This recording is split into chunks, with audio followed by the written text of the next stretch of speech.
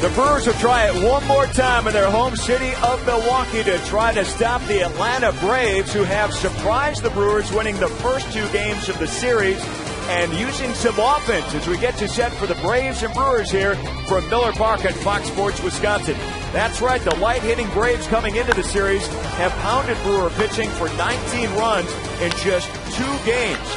Casey McGee, though, swinging a hot bat for the Brewers, and they'll need it without Ryan Braun in the lineup. He's putting up great numbers over his last 8 games. And their ace, Giovanni Gallardo, trying to keep a strong winning streak alive as he goes for 5 consecutive wins. There are his numbers, a real sharp ERA of 3.07, and that strikeout ratio starting to rise. 50 strikeouts, only 20 walks. Hi, everybody. Jerry Augustine and Craig Kashan back on board with you here on Fox Sports Wisconsin. The offense, all or nothing, it seems like, for the Brewers for whatever reason so far this season, Jerry. In 15 wins, they've got high numbers. In the 18 losses, very low numbers. How do you marry these two together? Well, today, especially facing Derek Lowe, they're going to have to be patient at the plate. He's a sinker ball pitcher that likes to you're going to elevate the ball. You're going to get good pitch to hit. Patience, and when they see him get a good pitch, they got to hit it. Well, we'll see if they can get that on a noon start here from Miller Park. When we continue, more on the Brewers ace, Giovanni Gallardo. He can sure throw the strikeout, and you know he can hit the home run as well. But now he needs a little support from his friends. We'll continue our coverage when we come back.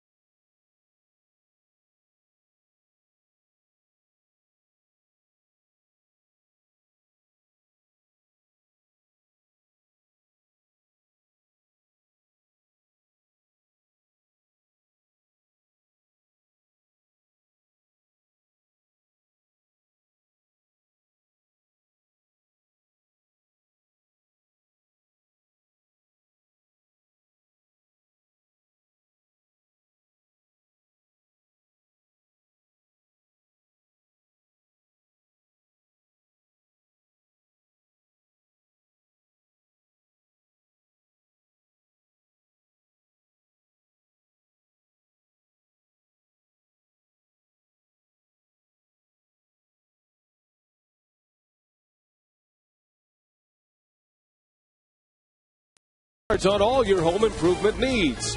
By AT&T. Find out what's possible with the nation's fastest 3G network. AT&T, rethink possible. And by the new Miller Lite Vortex bottle. Taste greatness.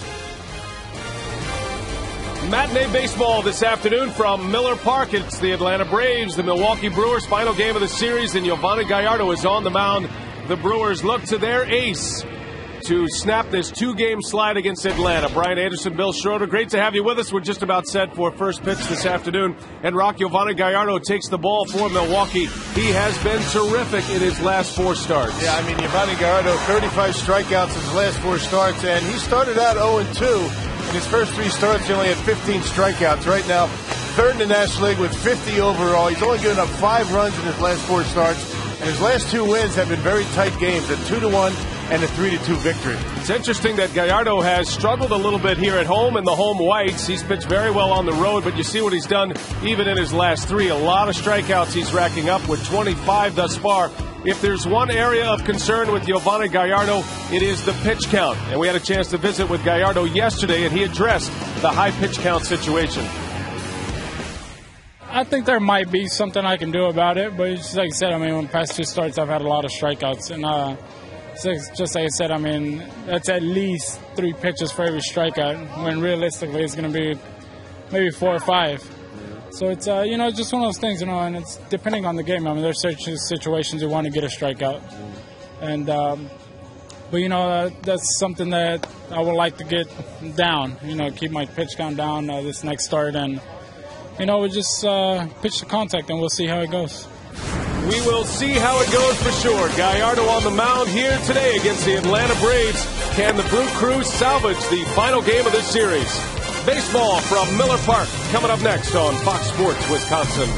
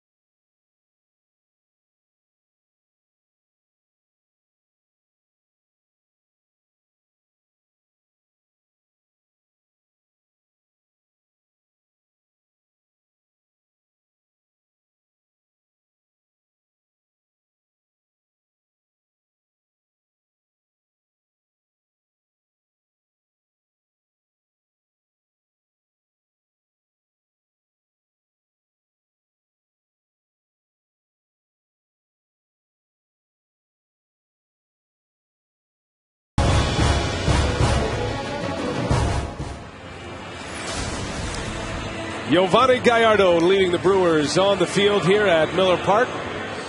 Brewers opening day starter, their young ace, 24 years of age, and he's on the mound today to try to snap a 2-game slide.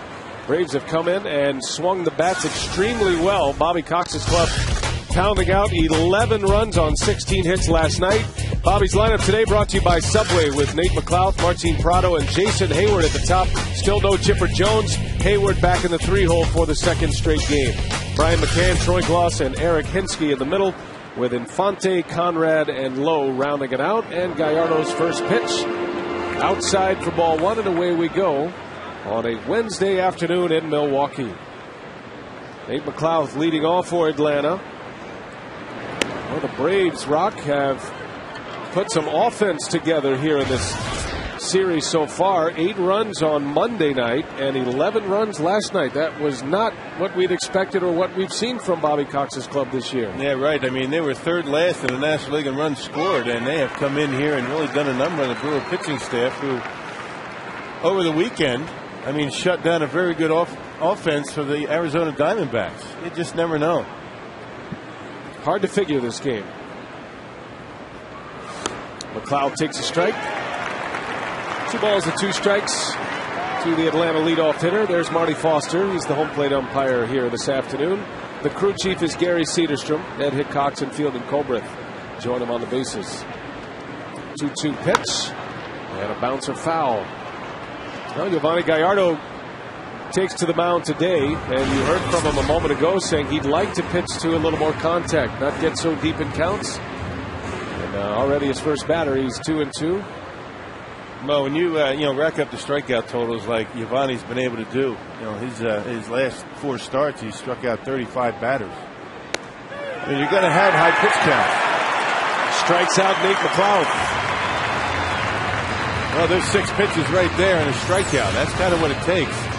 Yo's always been a guy that strikes out a lot. He will walk a fair amount of batters. He's walked 20 so far this year. And good command on the fastball down and away. Jody Garrett, Jim Edmonds, and Corey Hart in the outfield today for Gallardo. It's Casey McGee, Alcides Escobar, Ricky Weeks, and Prince Fielder around the horn. And a battery of Greg Zahn catching Yo here this afternoon. Blaine's Farm and Fleet defense for Milwaukee. Martin Prado sends one to right, slicing away from Hart. That is a foul ball. Not much room down there, and Hart, a good effort, but Prado, a foul ball for strike 1.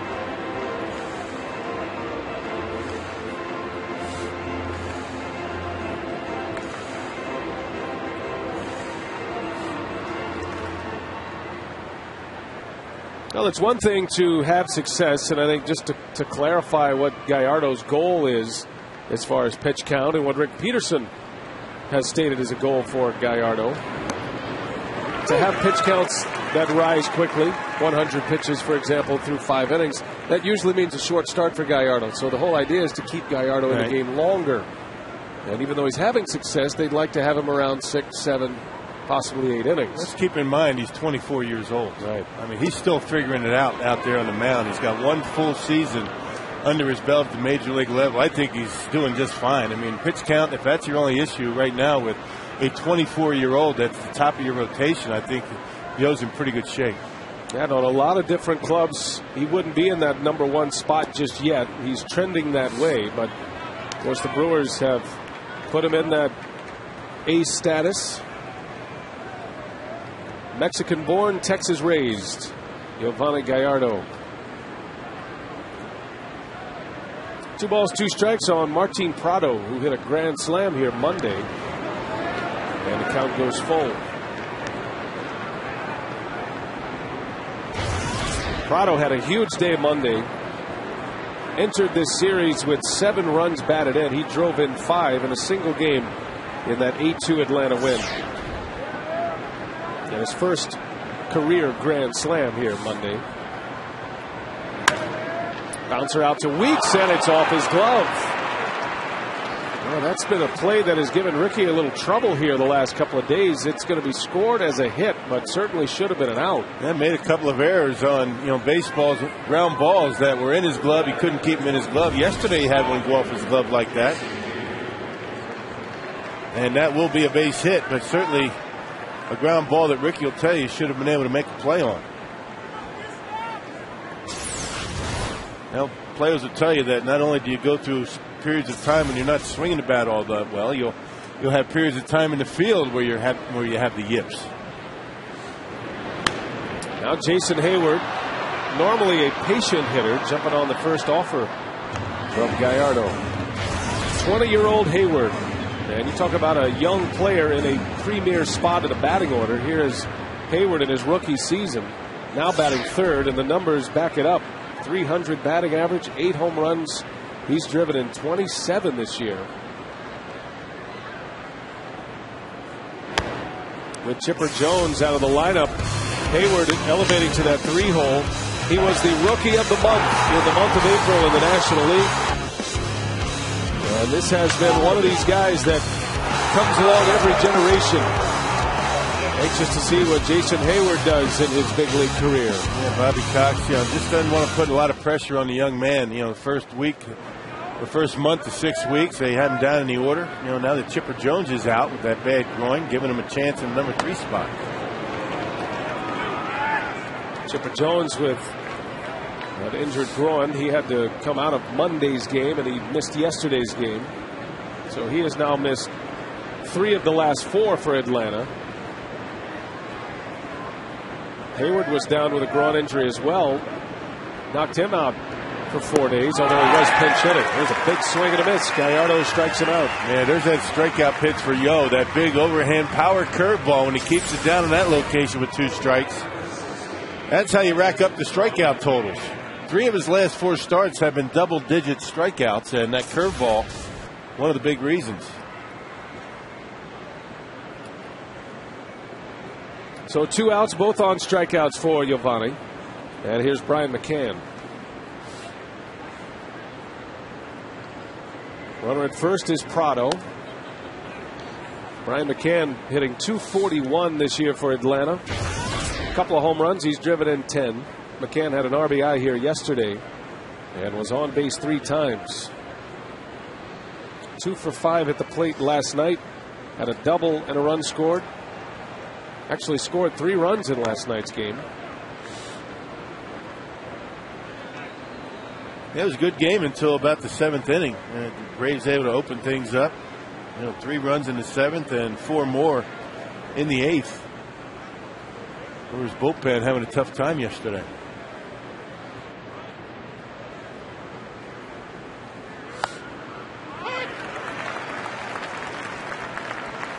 Well, Atlanta comes in with the same record as the Brew Crew. 15 wins, 18 losses.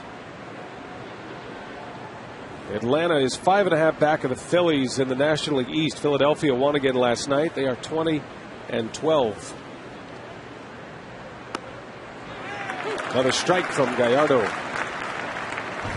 All 3 division leaders right now in the National League at the 20-win plateau. The Phillies, the Cardinals, and the San Diego Padres. They continue to be the big surprise in baseball.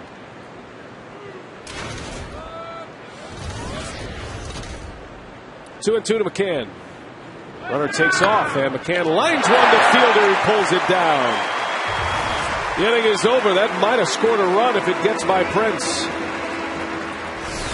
2 strikeouts for Gallardo, and a little glove work from fielder.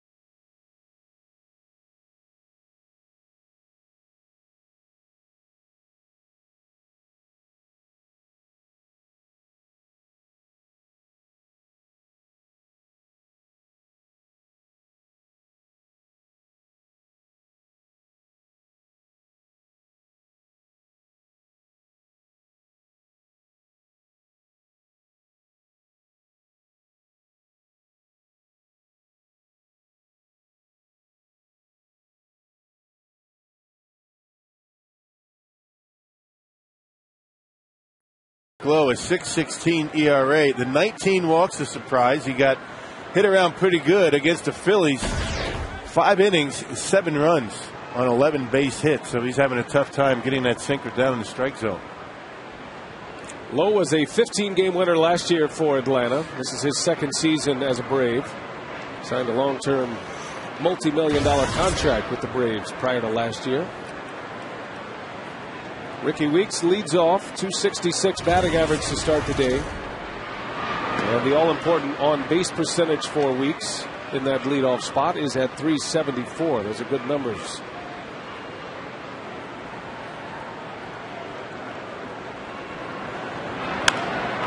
Into center, playable for McLeod.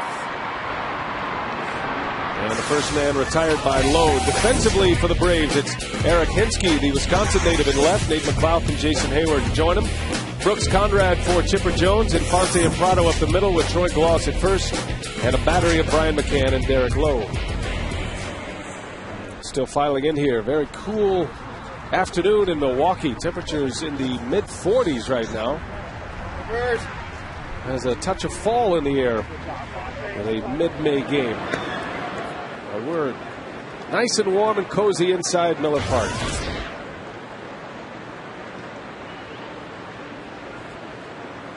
Jody Garrett back in the 2-hole once again for Ken Maka. Garrett in the lineup for Ryan Braun in left. And interesting that Maka stacks up his left-handers against Derek Lowe. He has 3 consecutive lefties in the middle of the order. Well, he still likes having Casey McGee behind Prince Fielder, and I think that's one of the reasons why you don't see, Casey up there in amongst all those left-handers. Casey provides pretty good protection for Prince. Bouncing ball to short. Omar Infante makes the play, and Garrett, he is retired. Well, for a scouting report on Derek Lowe, we check in with Brewers hitting coach Dale Swain. Derek Lowe's about the same, with a little bit more sink on his ball with a little bit less velocity. And we'll mix in a curveball, throw a change up to left-handers, cut the ball a little bit to right-handers, but mainly another guy that's just relying on keeping the ball down with his movement and getting ground balls. Well, and lately he's not getting as much sink. He's getting some tail to it, which means it stays on the same plane, which is why he's given up 44 hits in 38 innings. I mean, throughout his career, Derek Lowe's hits to innings pitch numbers have been pretty good. Jim Edmonds, bouncer over to second. And that's going to be a quick inning for Derek Lowe. His 6th pitch inning, as a matter of fact. We head to the second at Miller Park.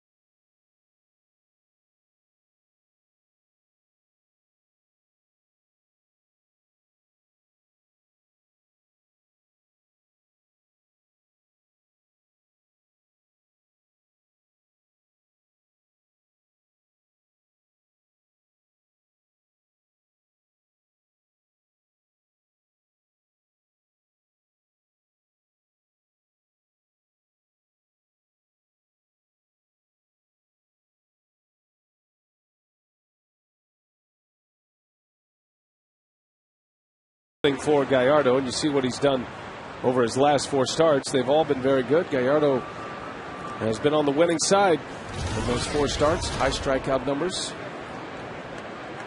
And it's one thing to say you want to pitch to contact, but when you're the kind of pitcher Gallardo is, it's another thing when you're out in the battle, as they say. And again, he's got the kind of pitches that are swing and miss pitches. It's not as though Giovanni doesn't want to get outs early in the count. He's just got that type of delivery and the pitches that get a lot of swings and misses.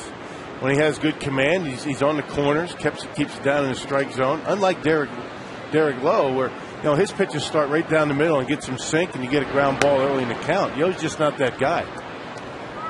And they keep a close eye on Gallardo's pitch count, and I know it frustrates a lot of viewers, and certainly frustrates those who have been around the game a long time, the old timers, if you will, that there's so much emphasis paid to pitch count. But at this time of the year, and we're only in mid-May, you try to keep a handle on pitch count, and then at the end of the year, with his mechanics, and they're very good, Gallardo, right, you hope you could stretch him out a little bit. Yeah, with a 24-year-old, I'd rather focus on the 4-0 record his last 4 starts. Good point. Troy Gloss pops one up, long run for Hart, and that'll end up in the seats. One of the things that I think that the Brewers like to see from Giovanni, I mean, if you're talking about pitch counts, is throw more changeups. That's a pitch that he really hasn't used a whole lot so far this year. That curveball is a very inconsistent pitch in the strike zone, getting a called strike. It's a good strikeout pitch for a swing and a miss with 2 strikes. So the fact that Yo's having a tough time with a changeup, I think that gets that pitch count up there a little bit more.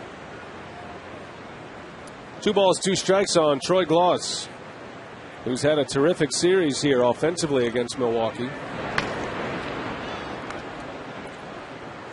Gloss homered here yesterday.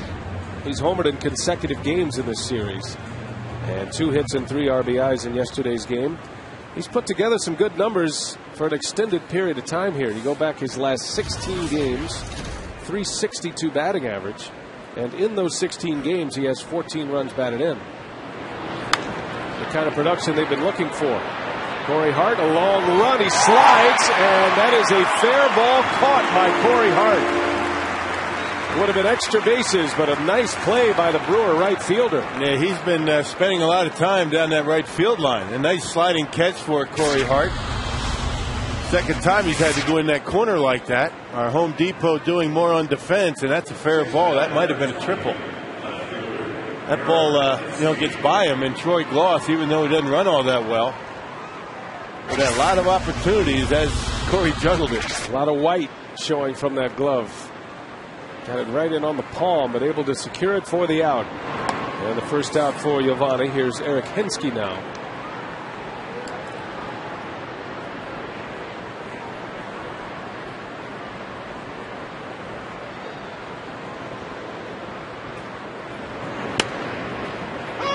Bobby Cox sticking with Hensky, Menasha, Wisconsin native. He had a good day yesterday as well. He was on base all 4 times at the plate.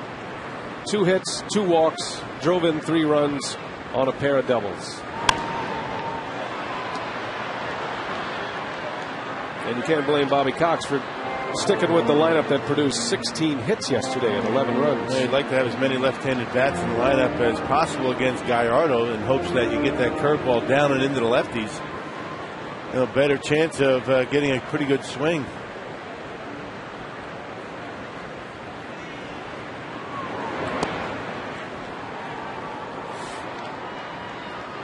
Hensky's had a nice career in the big leagues. Spent a lot of years in the American League before coming to the National League. Had a little time with Pittsburgh last year, and in his first year with Atlanta. Kind of your prototypical American League spot starter, pinch hitter. You need a guy to hit a home run for you. Hensky was the Rookie of the Year for the Toronto Blue Jays back in 2002. Slaps that one to the opposite field, right at Jody Garrett. 2 outs. Frater and the Medical College of Wisconsin are offering free prostate cancer screenings at Miller Park from 7 a.m. until 1 p.m. on May 20th. The first 500 men 40 and over who complete the screening that day receive a voucher for 2 free Brewers tickets. That's to a future game. Good crowd on hand today here at Miller Park. Don't have the extreme shadows that you typically see during a day game because of all the cloud cover outside. Although Jody Garrett fighting a little bit with the lights and the panels. A little bit of a glare out there, and the glass panels over the grandstands along the first base line, but not nearly as bad as it could be. Players love it when it's overcast at Miller Park for a day game. Hitters love it, you mean? Right. Pitchers would like plenty of shadows, streaks, turn the lights out, whatever it takes. Lazy fly ball to right from Infante, and that's a nice inning for Gallardo. 3 up, 3 down. Prince Fielder ready to hit. He'll lead off when we come back. No score. Braves and the Brewers. Here comes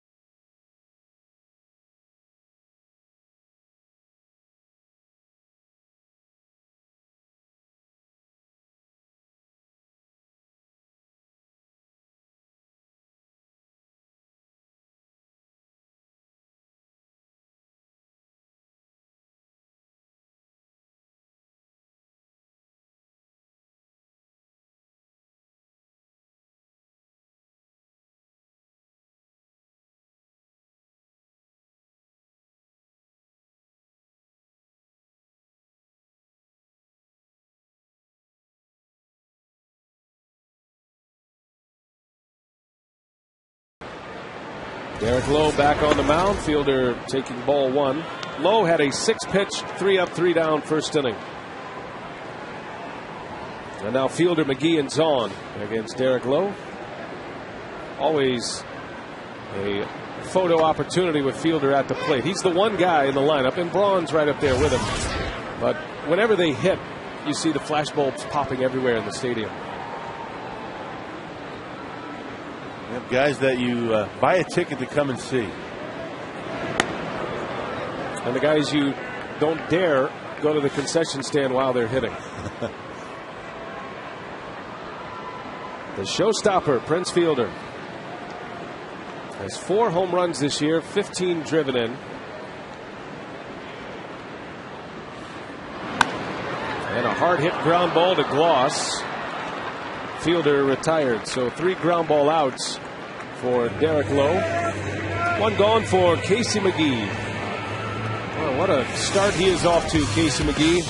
364 batting average over his last 8 games. He's been very productive as well. 12 ribbies in those last 8. McGee with 7 home runs total. He is the team leader in runs batted in.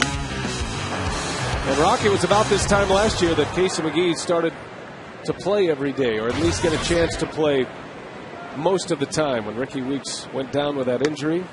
Yeah, so basically around the last 162 games for Casey, he's near 100 RBI.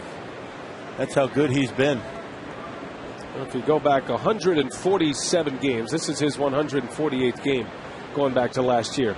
And that's about comparable to a season of play, maybe a few more games. But Casey McGee, during that stretch, and understanding it crossed over from one year to the next, but he has 97 runs batted in, and 23 home runs. Last year at this time, he wasn't playing much. Pinch hitting role, batting just 200 with no power numbers at all. and feels very comfortable in that number 5 spot in the batting order. He seems like he's always coming up with men on base. Those 31 RBIs, he's got an on-base percentage near 400, so he's been patient at the plate. 2 balls, 2 strikes on McGee. Dale Swaim has been impressed. Swaim says about McGee, he spreads out in the batter's box and you cannot get a fastball by him. And he's very good at using the opposite field. But down he goes. A sinker from Derek Lowe and a strikeout. Now the Powerball home run leaderboard has McGee at the top. Ryan Braun still out of the lineup. He's missing his 2nd game today with an elbow injury. He was hit by Hansen fastball on Monday. As a team, the Brewers have belted 38 home runs this year. That is among league leaders. Well, the team off day tomorrow. You hope that Ryan's going to be back in the lineup on Friday against Philadelphia, because you figure you're going to need as much offense as you can muster against the Phillies when they come to Miller Park. Greg Zahn with 2 outs.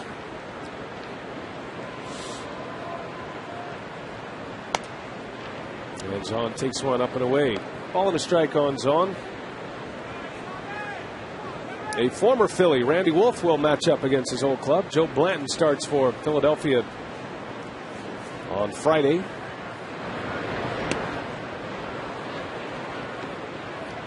How about our carsoup.com email the booth question? Speaking of Ryan Braun, this comes from Jeremy in West Allis. Can we expect Ryan Braun back in the lineup Friday?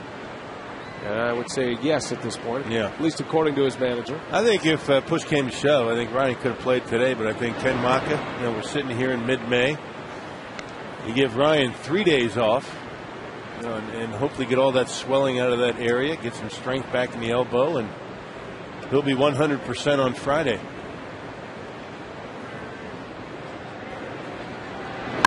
Zahn sends one deep to right. Back is Hayward, and he'll have room to make the catch. 3 up, 3 down inning for Derek Lowe. He's retired 6 straight.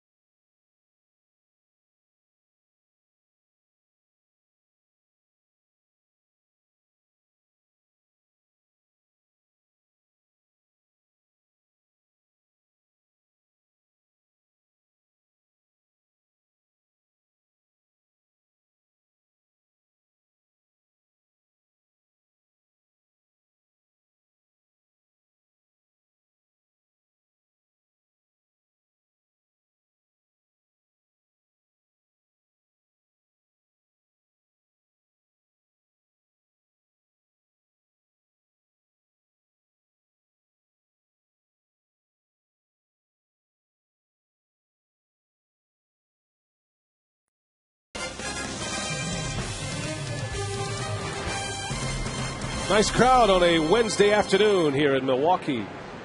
And it's a nice homestand for the Brewers. Things have not gone well on the field, but the Brewers will enjoy another 4 days here in their home ballpark. Phillies coming in on Friday.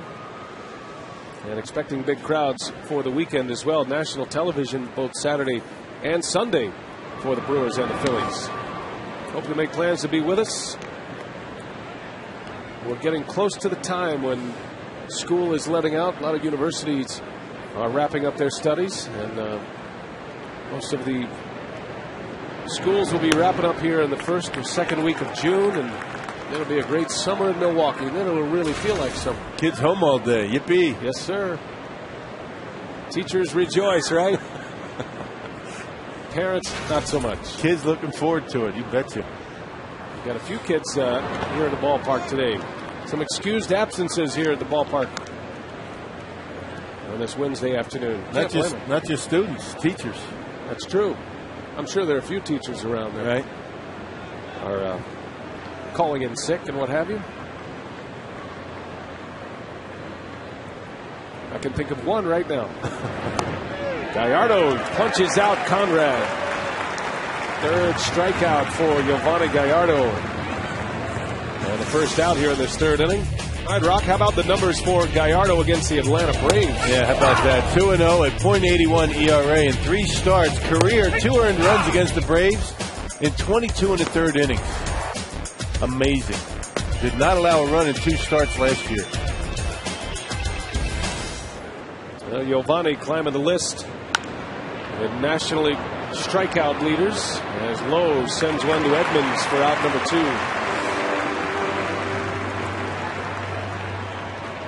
Gallardo with 3 strikeouts in this game. Gives him 53 Ks for the year.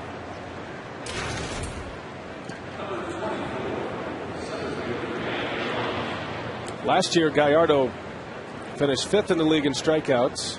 Had 204 strikeouts last season. Just the 5th 200 strikeout season in team history. And you see the numbers this year. Lincecum and Dan Herron. Herron's having a great year, as is Lincecum. Back-to-back Cy Young Award winner.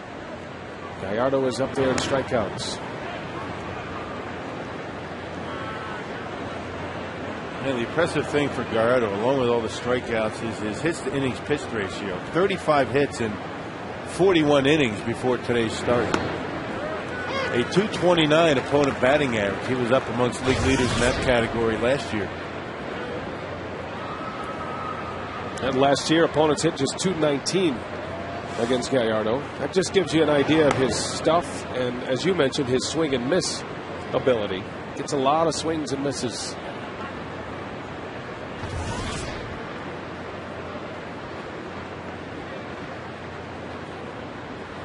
Gallardo with a 21-pitch first inning.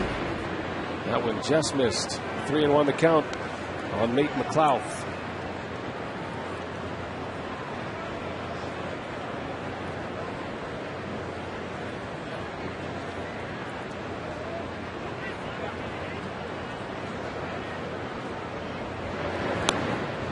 And he walked him. First walk issued by Gallardo. Only the second base runner for Atlanta. 2 outs and a runner at first for Martin Prado, who has the only hit of this game.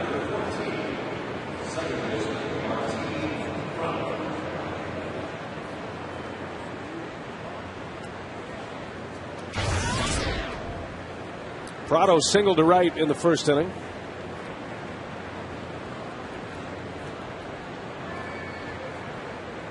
And is Atlanta's top hitter as far as batting average.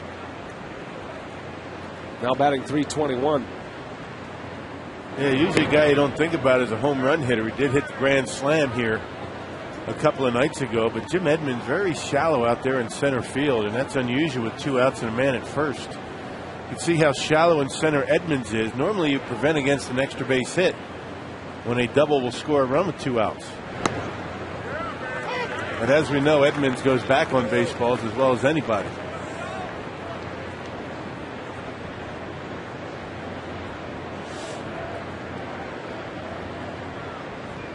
Prado's been a terrific utility man for Bobby Cox. But now that Kelly Johnson is in Arizona, that cleared the way for Prado to be the everyday second baseman in Atlanta this year. And he's responded well. He was up and down for a few years, 3 seasons with the Braves, back and forth between the minor leagues and the major leagues. And a full season last year, and he hit .300 last year. A .307 batting average. And entering play today, Rock, he comes in with a career major league batting average of 308. He swings it pretty well. But, you know, table setters for the Braves have done a pretty good job this year. They have been getting on base. You know, the issue for Atlanta in scoring runs has been the middle of their order. 3, 4, and 5. They haven't had a whole lot of production. Of course, this series has been a bit different. And the number 3 hitter, Chipper Jones, has made just one start in this series.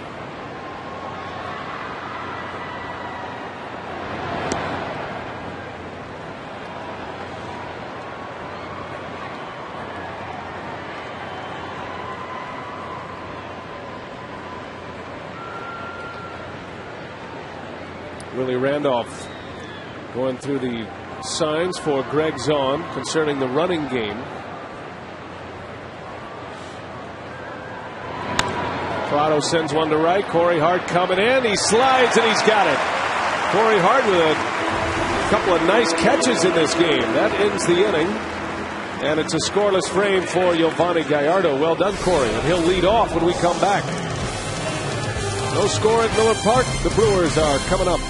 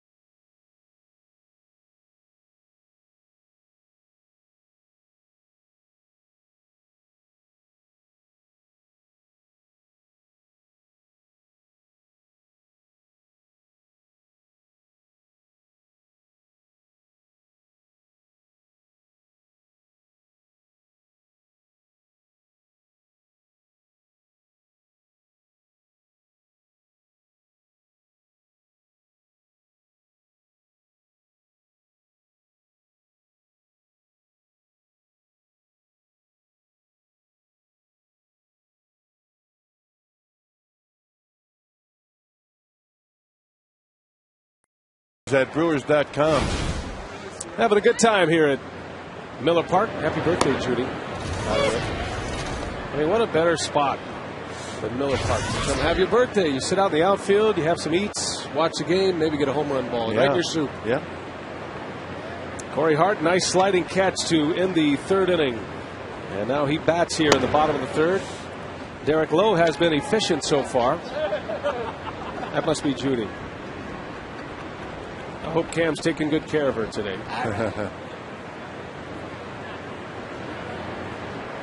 Lowe has a strikeout, and he's retired the first 6, throwing a lot of strikes. A couple of glovely catches from Corey Hart, according to the truck. Yeah. First one was against Gloss. That was to lead off an inning. And then he robbed Prado of a base hit to end the top of this frame. Out to short, Omar Infante. High throw, Corey Hart slides and he's safe. Well, that was a great call by Corey Hart.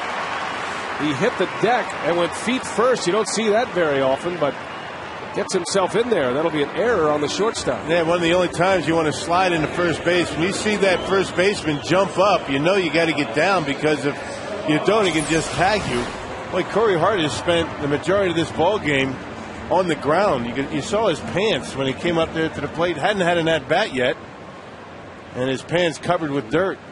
So Corey doing a nice job.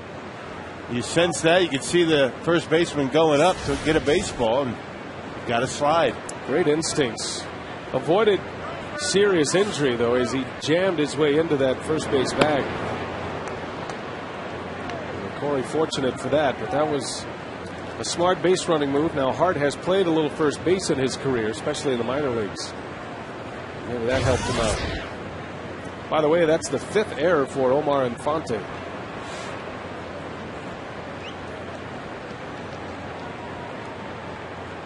Normally sure-handed shortstop. He's been playing for Yunel Escobar. The Atlanta Braves hoping to get their starting shortstop back as early as Saturday, perhaps. Yeah, the Braves were down near the bottom in team defense, but they have flashed the leather pretty well in this series so far. They played some nice plays on Monday and Tuesday. Pretty much error-free baseball for Bobby Cox's club. Braves came in with 25 errors for the season, which is a little on the high side. Escobar bangs one foul, count stays at 0-2. Yeah, this was supposed to be the matchup between the Escobars, Alcides, the Brewers rookie shortstop, and Yunel, Atlanta's starting shortstop, but Yunel Escobar out with a hamstring injury. No relation, by the way. That one just missed.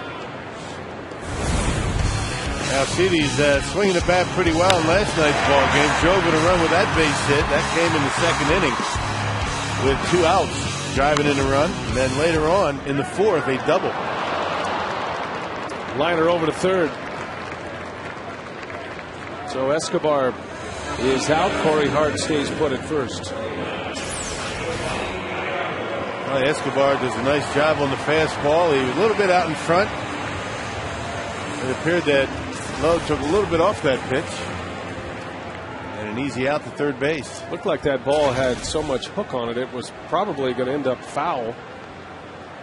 Conrad makes the catch. Escobar retired. Now there's no dip in the lineup when Giovanni Gallardo is on the mound, batting in that 9th spot. Giovanni has a home run, and now Corey Hart is picked off. Hart tried to get an early break, and in a pickle, he is out. So Lowe changed up his look, and he gets Corey Hart. That's a big out for Atlanta. Wipes out the leadoff base runner. That'll officially go down as a caught stealing. Now, Derek Lowe's always done a nice job in controlling the running game. Corey Hart feeling as though that Lowe's not paying any attention to him, and Lowe heads up, gets the ball to Hinsky. That will be a 1-3 to 6-4 on the putout. And now 2 outs with Gallardo at the plate.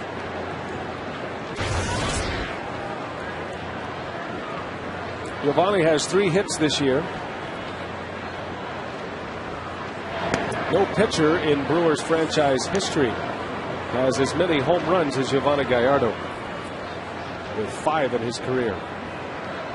And he's only getting started.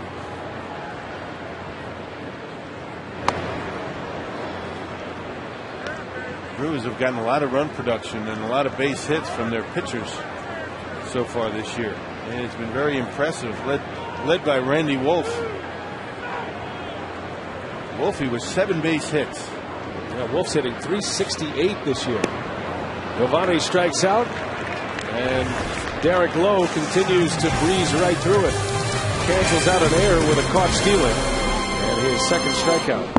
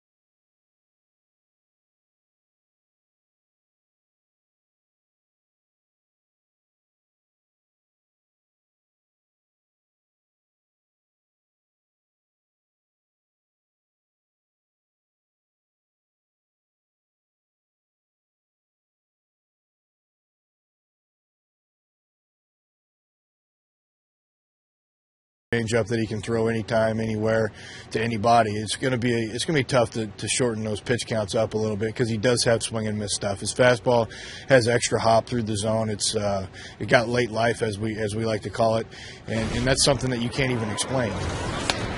Greg's on, Brewers catcher on Yovani Gallardo. He has enjoyed catching Yovani. It seems like every time Gallardo pitches, we chat with Zahn, and he talks about what a pleasure it is as Hayward bounces one off Gallardo's leg right to McGee, and they get the out.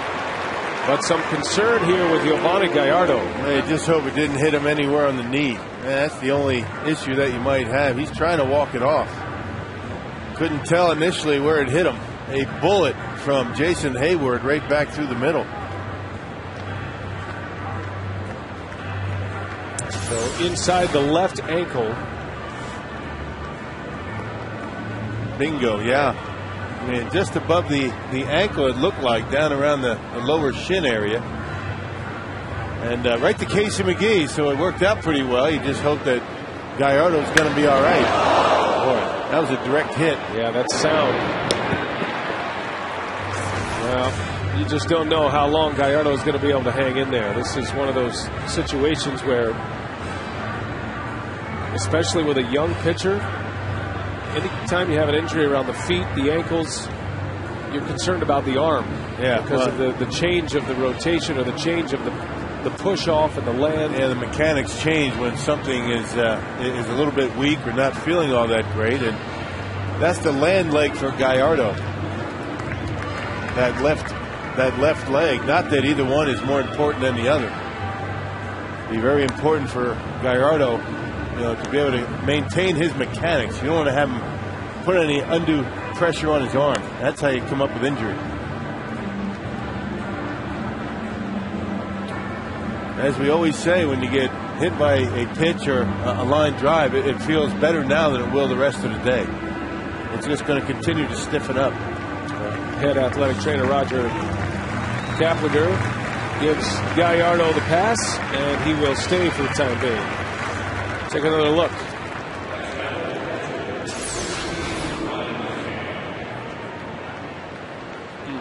That looked like a changeup.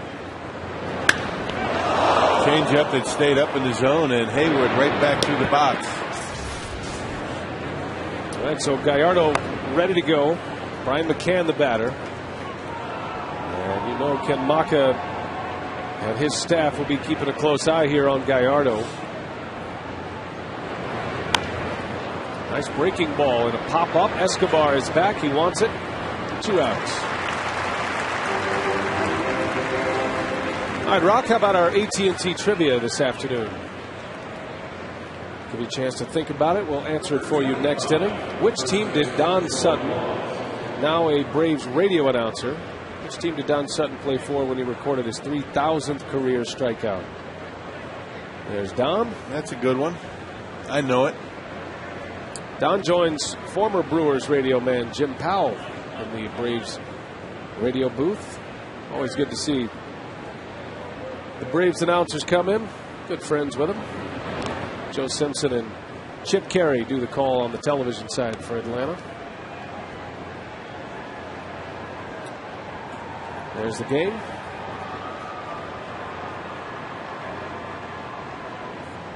Now Don Sutton does a little play-by-play, Rock. Yeah.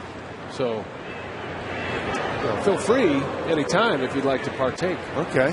I'll let you know. I'll get back to you on that. Yeah, Don Sutton, Jim Powell, they do the radio. It's always good to catch up with those guys. I mean, wealth of baseball knowledge. And, I had the great fortune to catch Don Sutton when he was a member of the Brewers. He taught me a lot about pitching and setting up hitters.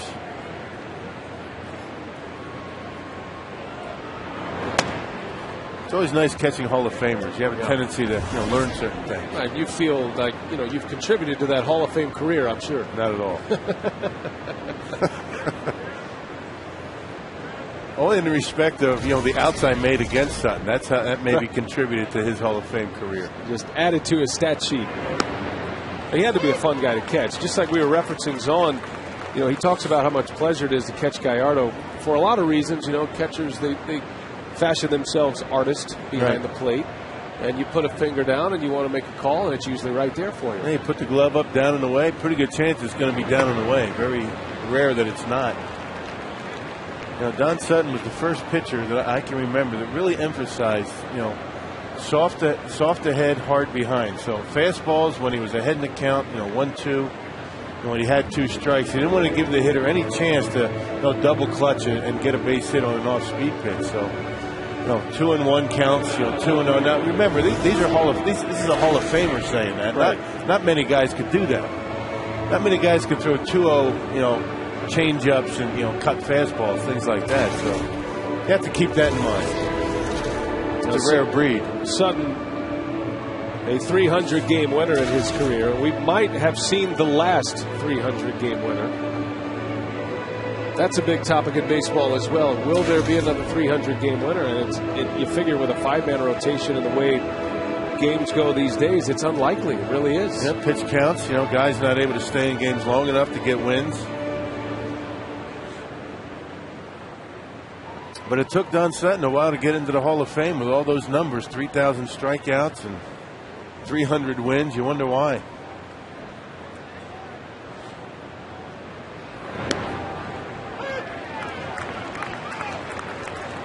Two outs for Eric Hinske. No score here at Miller Park. The Brewers and the Braves in the final game of the series.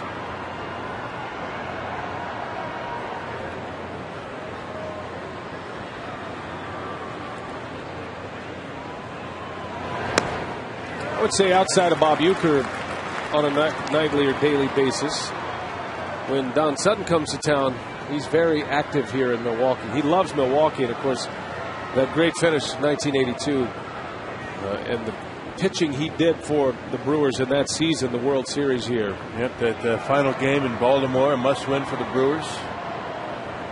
Don Sutton, the starting pitcher, robbing you out 2 home runs, the catch down the line and left by Ben Ogilvy. He probably has the longest line of autograph seekers outside of Bob Uecker that we see on a daily basis here in Milwaukee. And, of course, the Braves only come to town once a year. We send our best to Bob, perhaps watching the game today. Yep, doing well. Bob's back home now after heart surgery a couple of weeks ago and doing great by all accounts. We send him our best.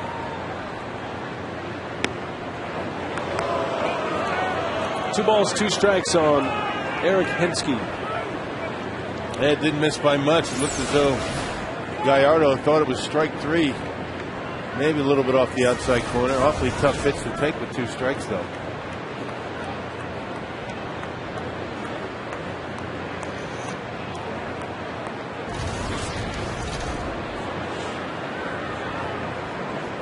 Did you notice last night how well behaved on the strike zone I was with Fleming up here? I did notice a little softer Bill Schroeder yesterday. It was a wonderful stretch of innings you had with Bruce Fleming. I didn't want to upset him. I mean, we appreciate him joining us. And I think in a different day, I might have complained about that last pitch that Yo thought he threw it through. But, not today. There was the star of last night's show, Bruce Fleming. Runner takes off, and that one's into center field. Pretty well hit. Edmonds on the run. He looks up, and that baseball is off the wall. Gloss was running with a pitch, and he will score. Eric Hinske continues to have a big series for Atlanta. An RBI double for Hinske, his 3rd double in the last 2 games, and it's 1-0 Braves here in the 4th inning. Yeah, the only way McCann, or I should say Gloss, going to be able to score was a 3-2 pitch with 2 outs on the move, and Hinske able to knock one off the center field wall. It didn't sound like that ball was going to carry like it did. Off the end of the bat, almost think it was a changeup. I can't imagine throwing a 3-2 changeup, but Hinske off the end of the bat, and that's how strong he is, knocks it off the center field wall. So Hinske, who lined out his last time up, has had 2 good at-bats against Gallardo. Puts the Braves on top, and the free swinging Infante, a cut and a miss for strike 1. That's the sound of pretty good wood. But Hinske has tremendous power. He's a big man. I mean, good leverage and hit that ball a long way. Didn't even hit it on the sweet spot.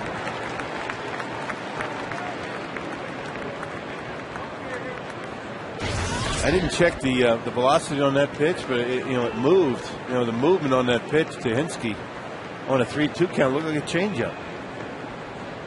That has been the nemesis pitch for Yovani Gallardo. It used to be his bread and butter when he first came to the big leagues.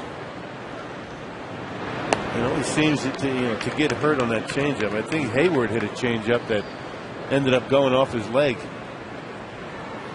Those are the kind of things, you get beat by a pitch like that early in the game, and Yo's been doing this, just forgetting about it later on. Runner at second with 2 outs, and the 1-2, and down goes Infante. So a strikeout for Gallardo. We'll have to check and see on his ankle as he limps off the mound. We are headed to the bottom of the 4th. Ricky Weeks will lead off for Milwaukee. 1-0 Braves.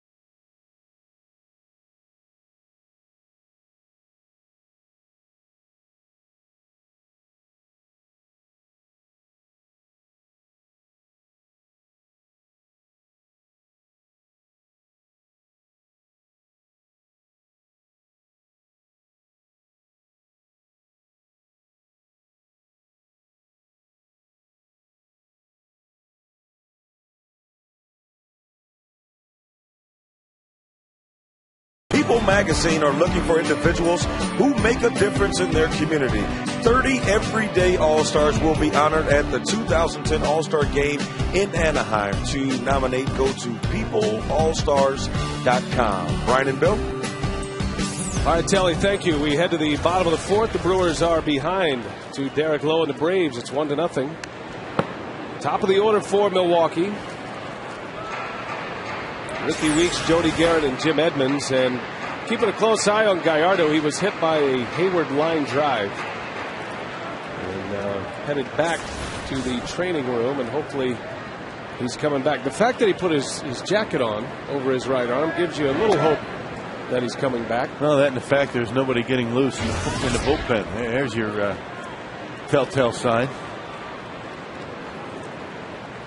Not sure who Ken Maka would go to in the event the short start. Suppan threw a few innings in yesterday's ball game. Manny Parr threw a couple of innings the day before, so need a few innings out of Gallardo today. That would be worst case scenario for Ken Maka. Not only to lose your ace to an injury, but also to have to pick up a ton of innings. High chopper to short. Infante's throw is in time, and Weeks is retired. All right, our AT&T trivia question has to do with Don Sutton. Which team did Sutton play for when he recorded his 3,000th career strikeout? And if you guessed the Milwaukee Brewers, you would be right. That was 1983.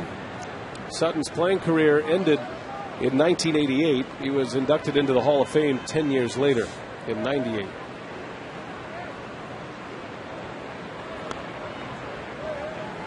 Sutton finished with over 3,500 strikeouts in his career.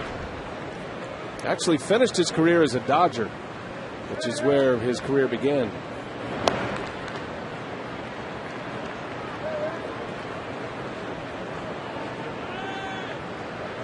Dodgers, Angels, Houston Astros, Milwaukee Brewers.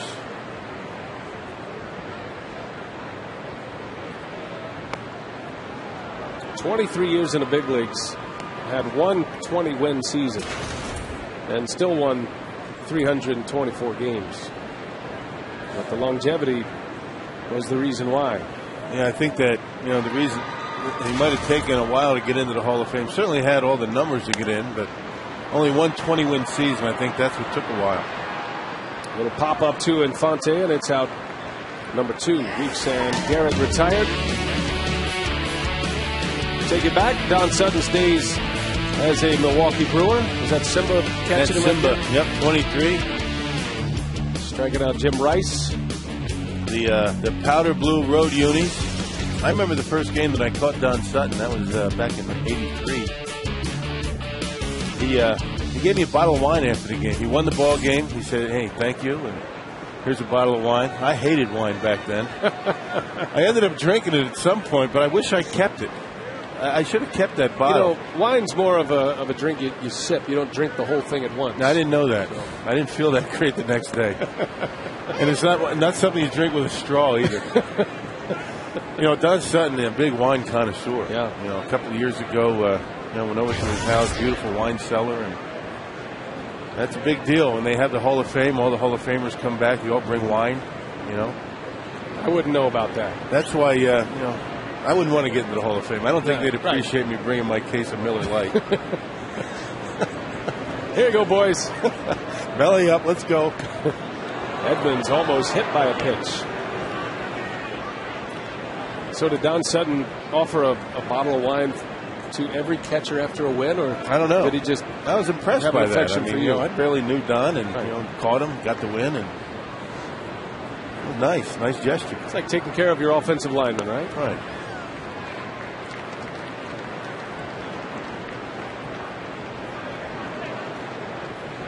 Brewers need to get something going here in the 4th. The only base runner reached on an error. That was Corey Hart in the 3rd, and he was promptly picked off. And now a walk. So Edmonds is aboard. Just the 2nd base runner against Derek Lowe in this game.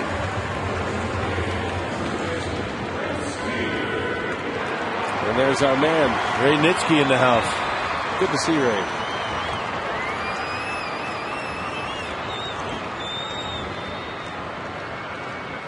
He's got a little more company up there for this game than the last 2 nights. Well, maybe Fielder can send a baseball his way. The Brewers still without a hit. Took a little off. Fielder out in front. Yeah, good changeup from Derek Lowe. It's basically been changeup, sinker, and cut fastball for Derek Lowe. Haven't seen any curveballs that Dale was talking about.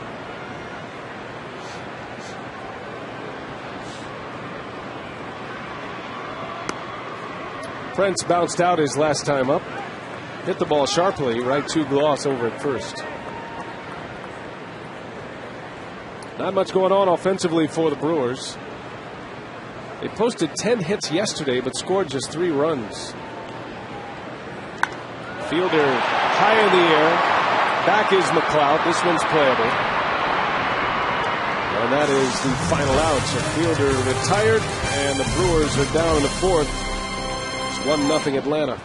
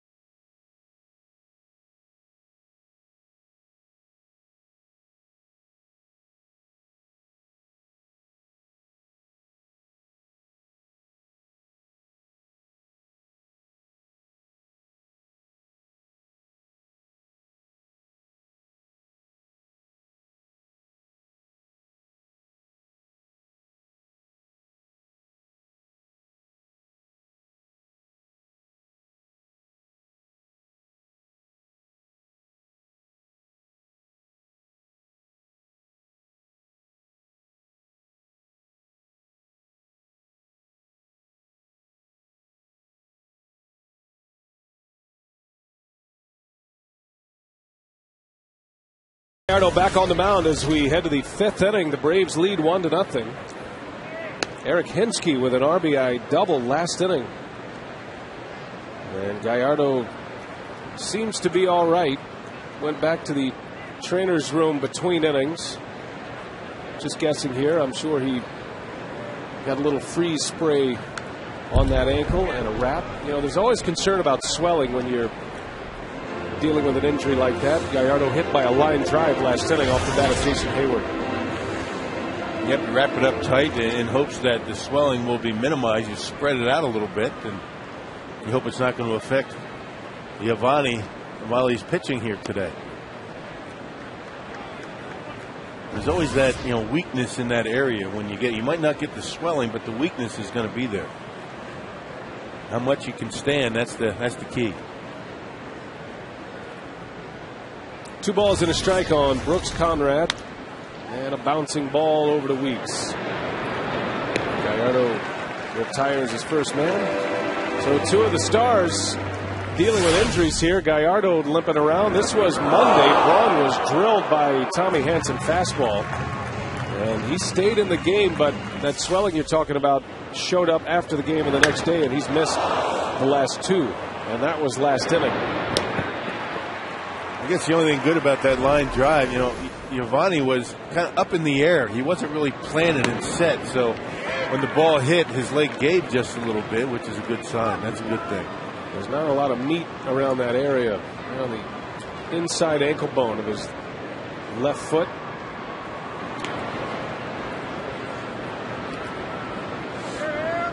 Meanwhile, Derek Lowe has been terrific. Lowe has given up just 1 walk thus far through the first 4 innings.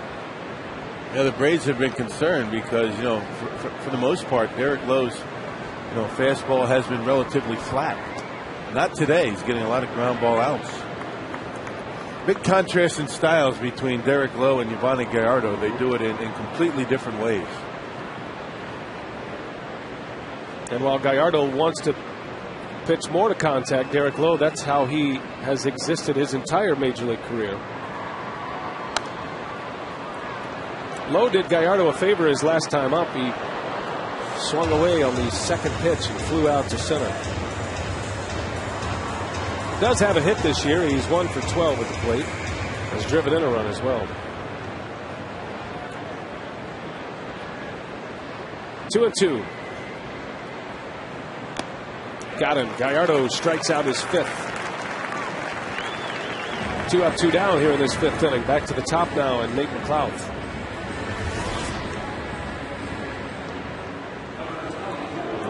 Took him 21 pitches to get through the first. He gave up a single in that inning. Had a couple of strikeouts.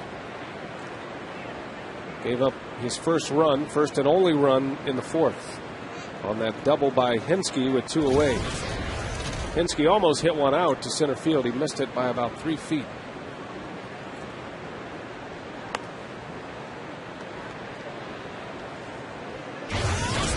Nate McLouth's been hitting near the bottom of the order for Bobby Cox until the last 2 days. He's been the leadoff man the last 2 games. Pops him up. Casey McGee will make the catch. Inning over.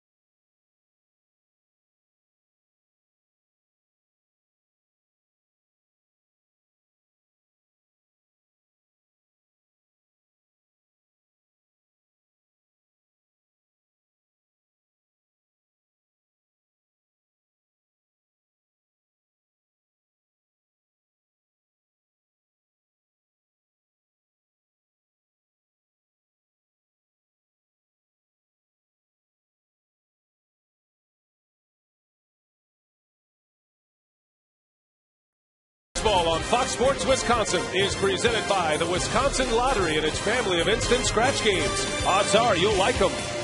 By Airtran. Go. There's nothing stopping you. And by GMC. We are professional grade. And today's Tavern of the Game winner is Charlie Brown's in Green Bay. If they call the Brewers in the next 24 hours, 902-4572. Charlie Brown's gets 40 Miller Lite beer pen tickets to a Brewers home game this year. This offer courtesy of the Tavern League of Wisconsin and Miller Lite. Casey McGee ready to lead off for Milwaukee against Derek Lowe. And that one is drilled left field line. It is hooking. That baseball is foul. Boy, Casey McGee blisters one down the left field line, but had too much hook on it. Yeah, Lowe left that sinker up in the strike zone. Not a whole lot of tilt on it. And Casey waiting for it.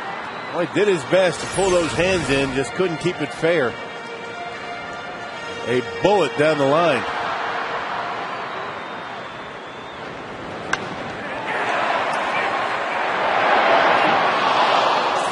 And when we talk about keeping a ball fair, that time McGee just got out in front and hooked over it. That one is lined into center. How about those two swings? McLeod able to cut it off. Casey McGee with the first hit of the game for Milwaukee. It's a leadoff single in the fifth. Well, just talk about centering up on back-to-back pitches. Wow. That time Lowe left it out over the plate just a bit. It leaked right down the middle, and Casey able to bang it right back through into center field. It's all about hips and hands and then barrel to bat. Belt buckle facing Derek Lowe. That's how you keep that ball fair. You got to lead the hands through the bat through the strike zone. That was Greg Zahn. So the Brewers break the seal in the hit column with McGee's single.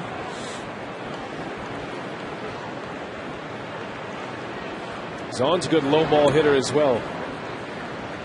He picked the baseball out of the dirt in yesterday's ball game for a base hit. That off of Tim Hudson. Brewers put a ton of men on base yesterday. You were talking about it last inning. They left 12 stranded last night. Just couldn't come up with that key hit. No, there were 10 hits last night from Milwaukee and 6 walks in the game last night. But just 3 runs. Tim Hudson picked up the win. He gave up 6 walks in 6 innings, but only 1 earned run. He allowed 12 base runners, 6 hits, 6 walks through 6 innings, and just 1 run.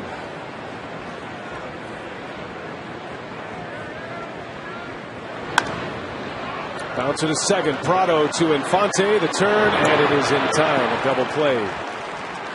So after Lowe gives up the hit, he comes right back with a double play.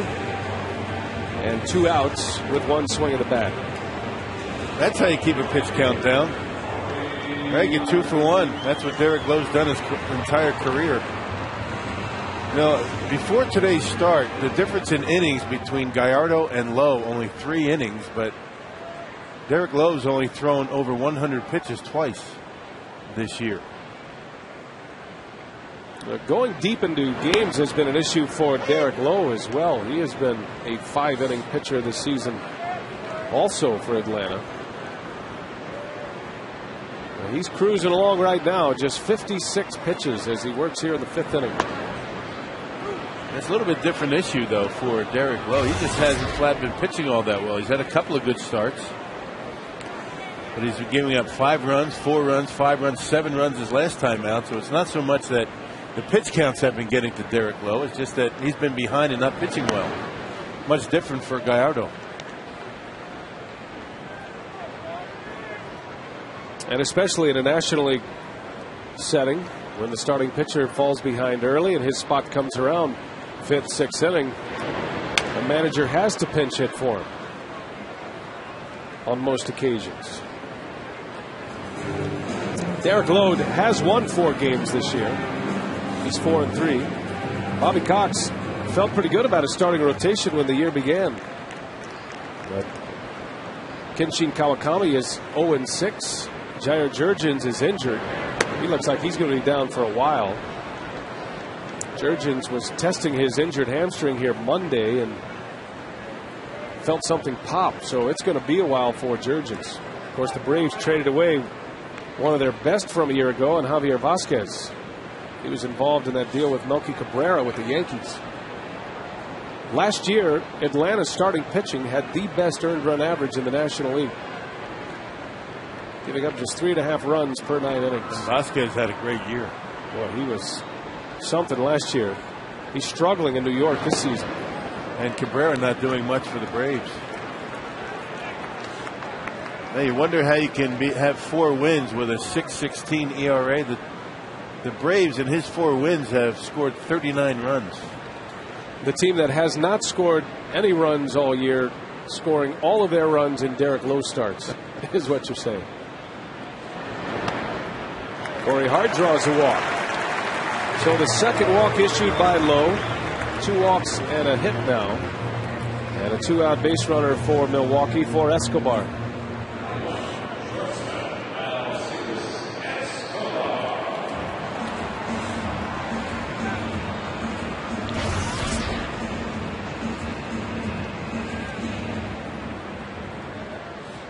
Alcides Escobar, he lined out his last time up.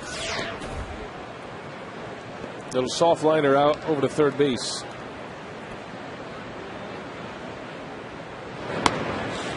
Strike.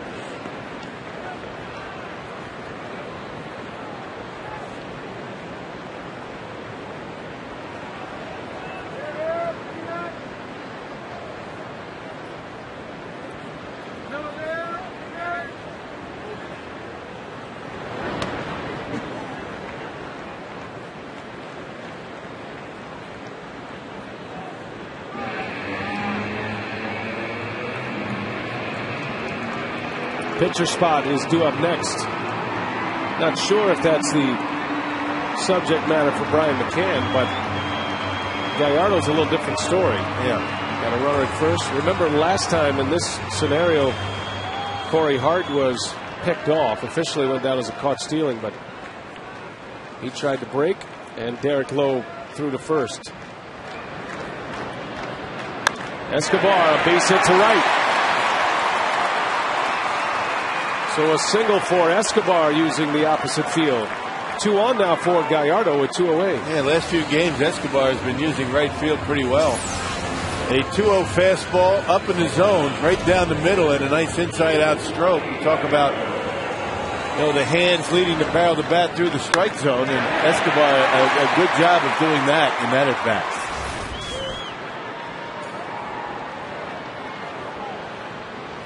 Good speed on the bags here for Gallardo.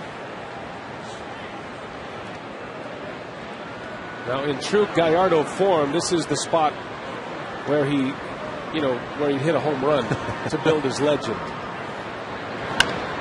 Bouncing ball to third, played by Conrad, the out at second. And the inning is over. The Brewers get an opportunity, but strand 2.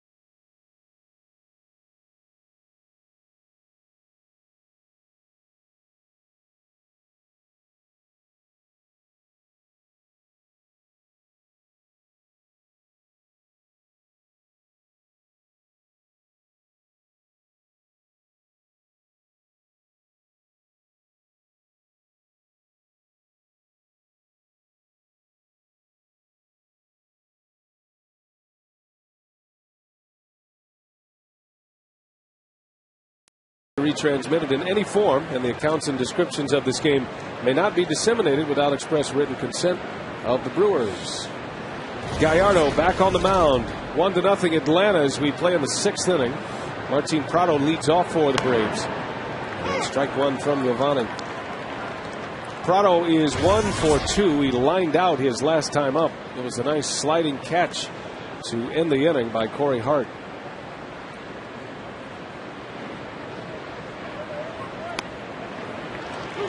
Atlanta trailing the Phillies in the National League East, 5.5 games back to start the day.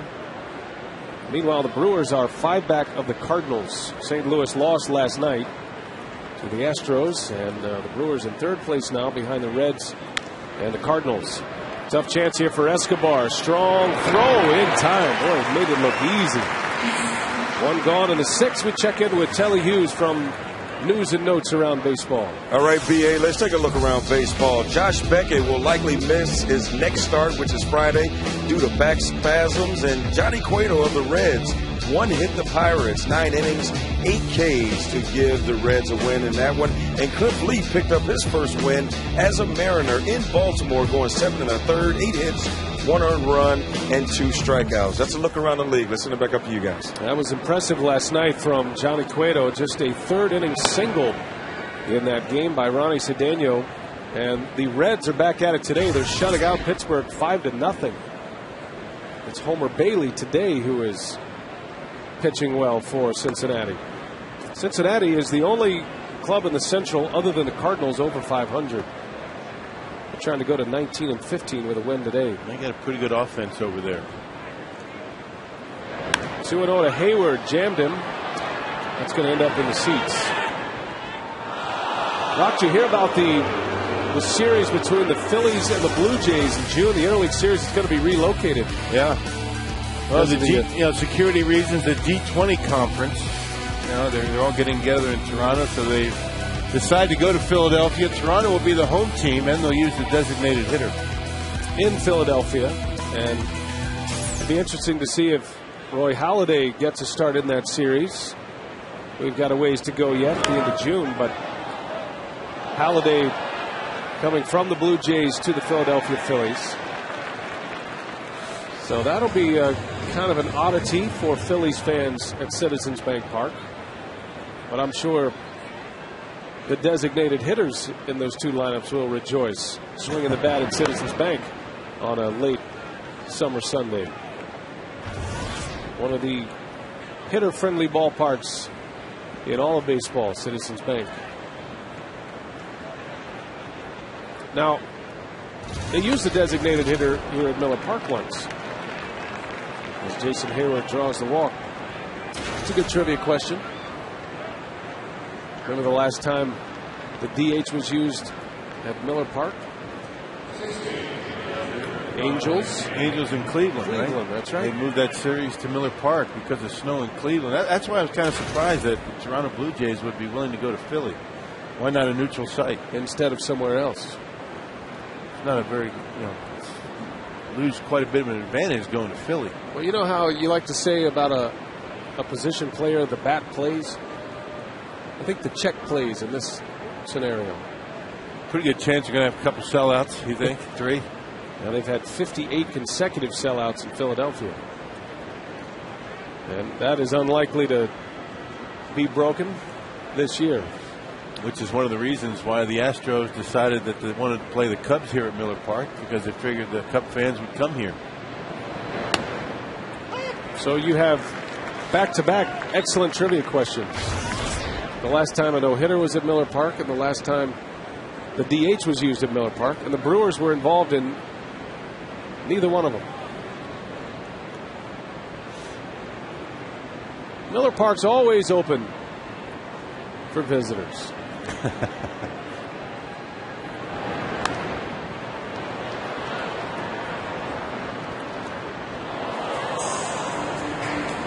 Now the exhibition games with the Tigers here, wasn't the DH used? I mean, one of the games? I forget. I'm asking. Open-ended question. I don't know the answer. I don't either. I can't remember. Don't you have it in your scorebook there? That's a good idea. Let me look. You think I would have thought of that myself? We did a game. That was a big webcast. Our final webcast of the year. Right. Was here at Miller Park. Was it on a Friday or Saturday? What was it? Friday. Stand by, Rock. 0-2 pitch. Inside for a ball.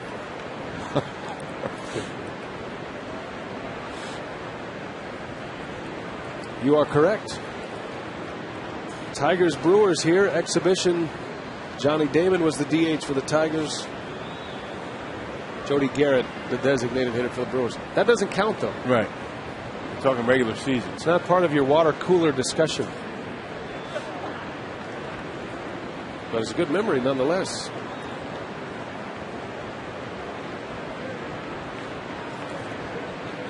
Seems like ages ago. Here we are already, the 12th of May. Game number 34 of the season.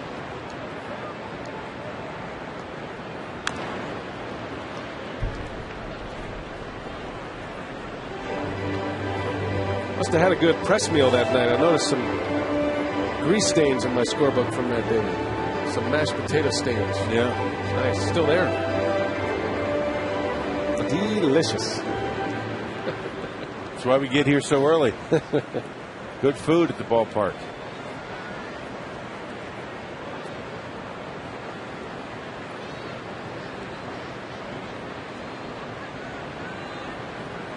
Gallardo coming back with a fastball. And McCann pulls it foul. Giovanni would love a double play ball here to get him out of the sixth as he approaches 100 pitches. He has been good today. Derek Lowe has been better. Giovanni has surrendered just 2 hits, but the Braves made one of them count. A 2-out RBI double by Hinske. Got him. McCann strikes out. Good breaking pitch from Giovanni Gallardo, and it is strikeout number 6. That's that power curveball that Giovanni's been able to get the strikeouts. Key is getting the 2 strikes and having hitters chase that pitch when he's not in the head in the count. Hitters aren't swinging at it.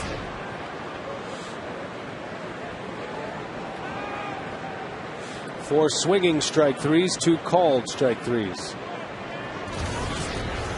And here is Troy Gloss with a runner at first. Gloss has been a dangerous hitter in this series.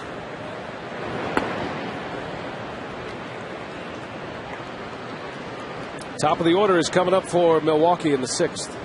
Weeks, Garrett, and Edmonds.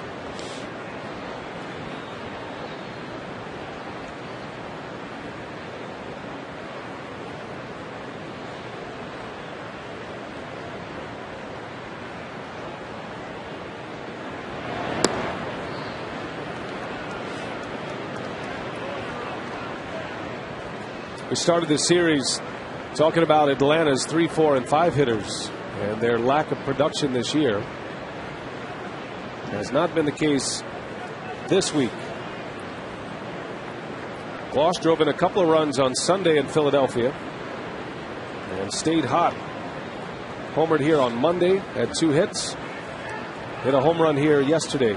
And all the production without Chipper Jones.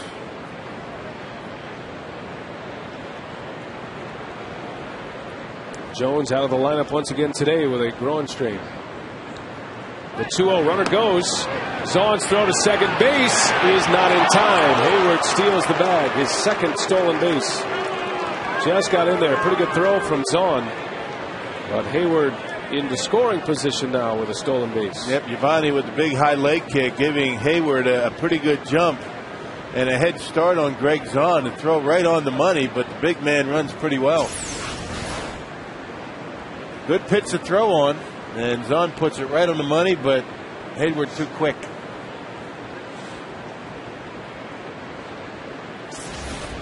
The 2-1 pitch, and Gloss cuts right through a fastball. And look at the feet, the footwork. You get it. It all starts with the footwork. You line up the feet, and a nice pure throw down to second base. That was straight as a string. Able to get on top and. Can't do it much better than that. The Braves don't run much, but Hayward has 2 steals in this series.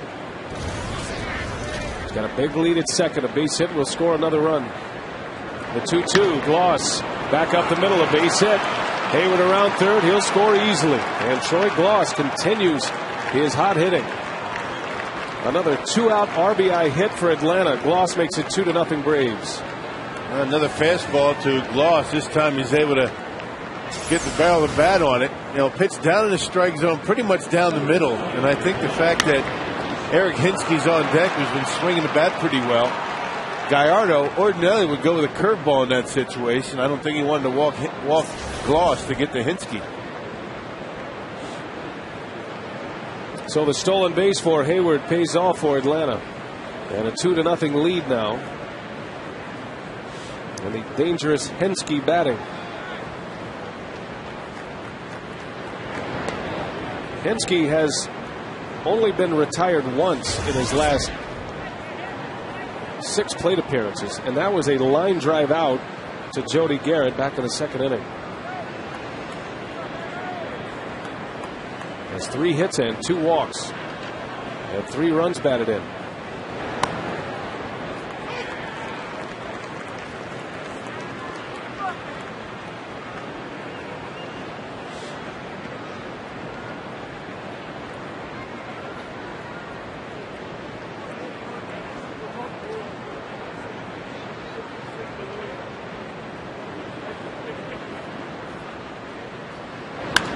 Slaps that one to left, a base hit.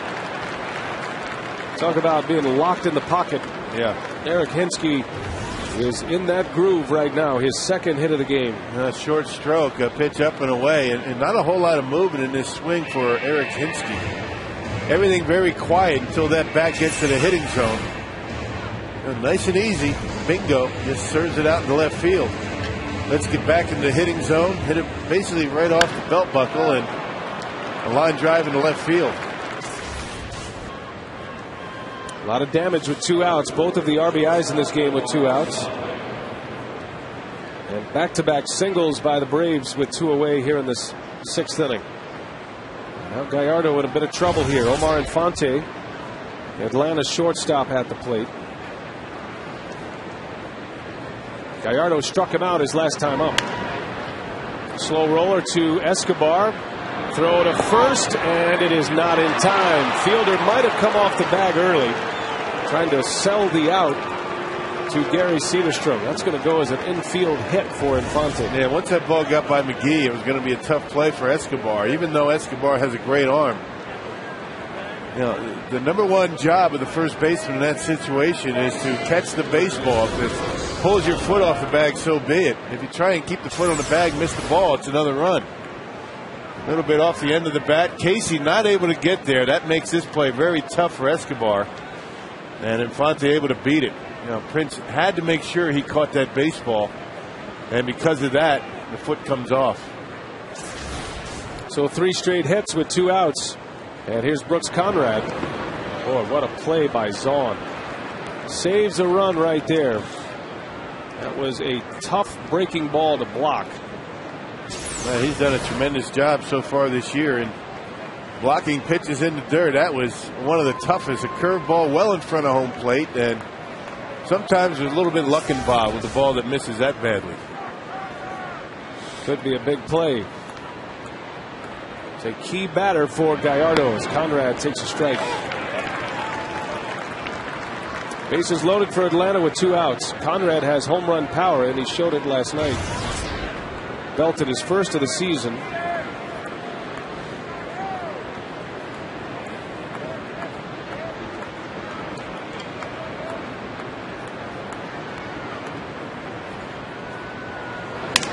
Broken bat, little flare to Escobar. Side retired, a big out for Gallardo. See if the Brewers can get something going. Top of the order coming up.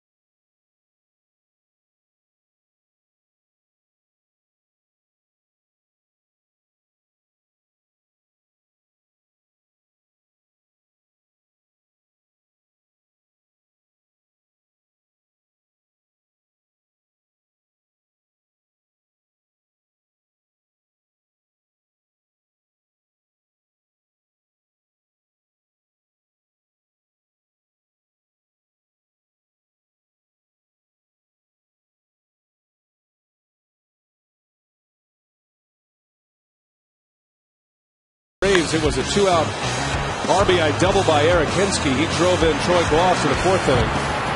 And then another 2-out hit by Troy Gloss for the second Braves run. 2-0 Atlanta. Brewers have lost the first 2 games of the series. They need to win today to avoid the sweep. Maybe the sausage races will get the Brewer bats together here in the 6th.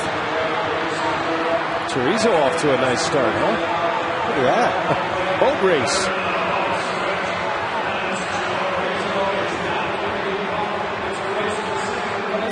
The other 4 just mailing it in today. I think that's a disappointing effort by the others. A day game after a night game. Come on. I think you're right. That's brutal.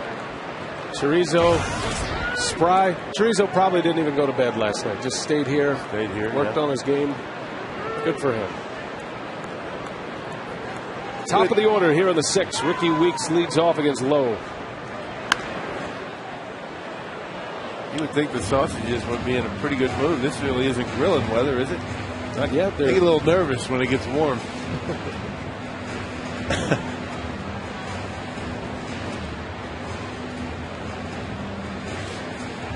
It's always grilling weather.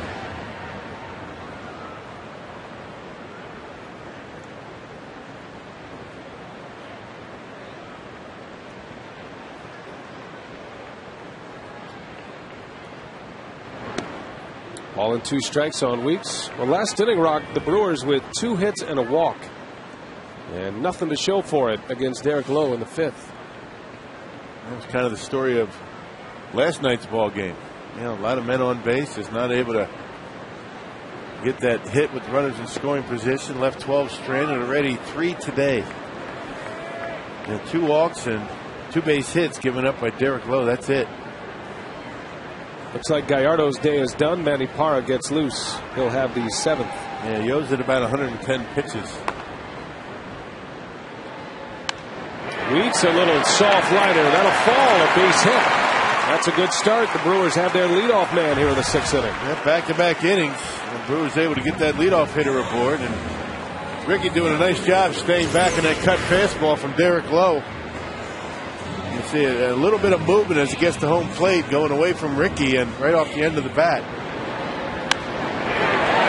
A good start for the crew. Well, now a string of left-handers for Milwaukee with Weeks at first. Jody Garrett, Jim Edmonds, and Prince Fielder. And that is off the glove of Gloss. He can't find it. And Garrett is going to be safe at first. That'll go as a hit. That ball drilled Troy Gloss. Now it ended up in foul territory, but because it made contact with Gloss first, it's a base hit for Garrett. Boy, an absolute bullet off the bat of Jody Garrett. And it looked like it didn't even get leather on it. Let's check it out. Yep, fastball down and in, and Gloss not able to get the glove down. Hits him in the foot. Can't find it, and first 2 on for the Brewers in the 6th. Troy Gloss trying to walk it off.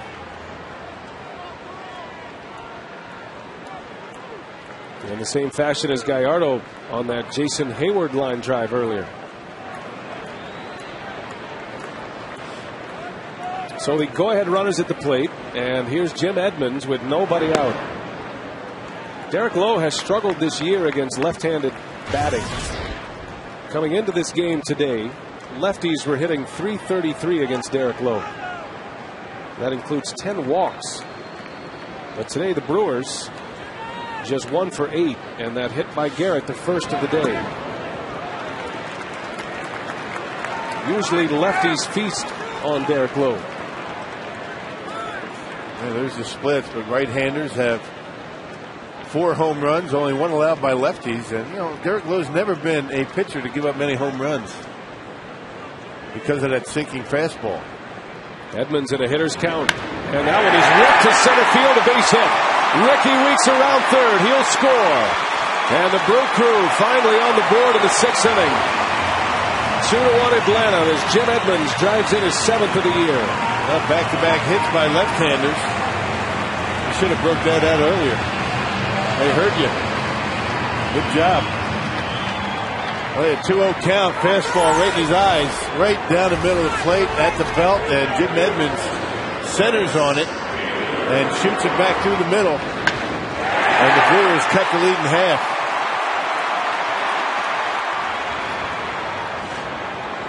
Ricky Weeks started it with a single up the middle, an infield hit by Garrett. Edmonds drives in the run, and now Fielder will bat with nobody out. And Roger McDowell wants a word with his starting pitcher. The Atlanta bullpen just now getting active. And look how quickly things have turned around. I mean, it hasn't been that many pitches.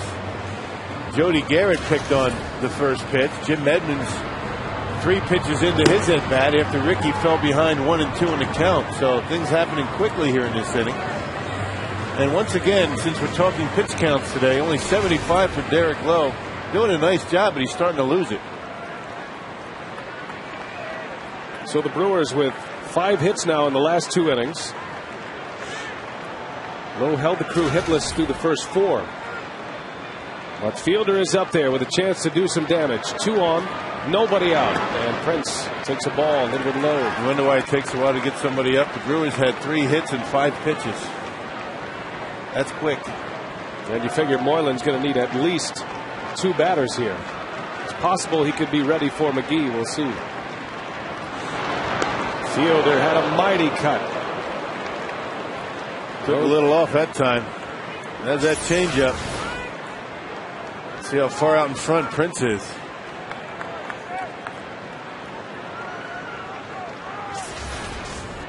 Even his swings and misses are worth watching, huh? Garnering oohs and ahs from this crowd.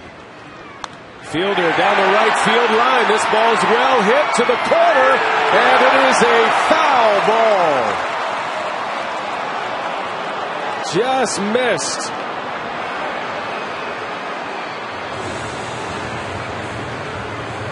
Well, that time Prince able to stay back a little bit better. Just not able to keep it fair. Just like Casey McGee hit that line drive just foul to left. That might have cleared the bases.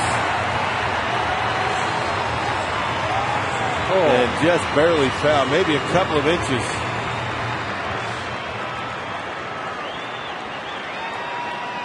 The opposite of Carlton Fisk, right? Get foul, and it was by inches. Now 2 strikes on Prince.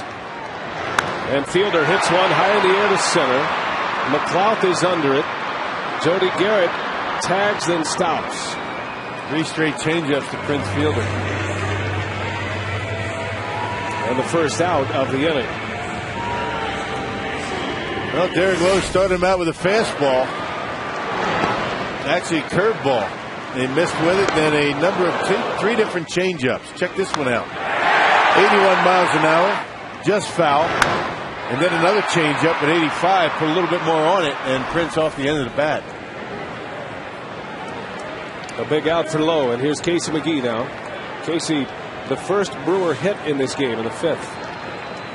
He narrowly missed a home run as well back in that 5th inning. Garrett takes off, and the throw to third is in time. Jody Garrett gunned down at third base. And a huge out for the Atlanta Braves. Well, you can't allow that to happen. You've got, one of your best hitters at the plate already in scoring position, and a good throw by Brian McCann, and Jody out easily at third base. Well, you take off in that situation, you better make it. You've got to make it. You can't get thrown out. A tough pitch to throw on, and McCann right over the head of Casey McGee. And a very quick release off the third base. High risk, high reward. That's only a good play if you make it. Yep. So the second out, an out on the base paths. McCann is one of the best throwers in the game behind the plate. He guns down Jody Garrett. So the Brewers caught twice stealing today. 2-0 to McGee. A lot of different ways to clear that batter if you're throwing to third base. Casey McGee helps him out by ducking. You don't have to do that if you don't want. You just stand right there. If you're in the batter's box and you don't make any move to obstruct the catcher. You can just stand there. But Casey ducked and cleared the path for McCann to third base. You do not have to try and get out of the way as long as you're in the batter's box. That is the hitter's territory. Well, 2 outs. McGee up there at a 3-1 count and a big swing and a breaking ball from Lowe. Gives you an idea about his command today. A 3-1 spinner to McGee, and it's 3-2 now. Well, the Brewers are sitting there with 2 on and Fielder at the plate. Nobody out. Now McGee trying to come up with something big here. Edmonds will get a head start at first. He takes off. Casey McGee sends one deep right center field. McLeod is on the run. He looks up. That ball's off the wall. Here comes Edmonds. He will score, and we're tied as Casey McGee delivers. A 2-out, 2-strike double for McGee. Yeah, that's why you don't try and steal third base with your big run producers at the plate. If you make it, it's a great play. If you get thrown out, it doesn't look very good. It cost the Brewers a run. Like Casey just continues to pound the baseball to the opposite field and doing it with power. A base hit to center his last time up, and they had taken that one into right center. I mean, no chance anybody getting there, and with 2 outs, Jim Edmonds able to score easily to tie the game. That kid can hit. Another big hit for McGee. That's his 32nd run batted into the year. That leads the club. And here's Greg Zaun. Now, you understand what Joe DeGarrett's thinking there. I mean, you steal third, you're at third base with less than 2 outs. It's only going to take a fly ball. But once again, you know, it's only a good play if you make it. If you get thrown out, it's a terrible move with your best RBI guy in your lineup that day at the plate. Zaun, little flare. Back is Infante. He's got it for the out. But the Brew Crew with 2 in the 6th. Casey McGee, a 2-out hit. We're all square.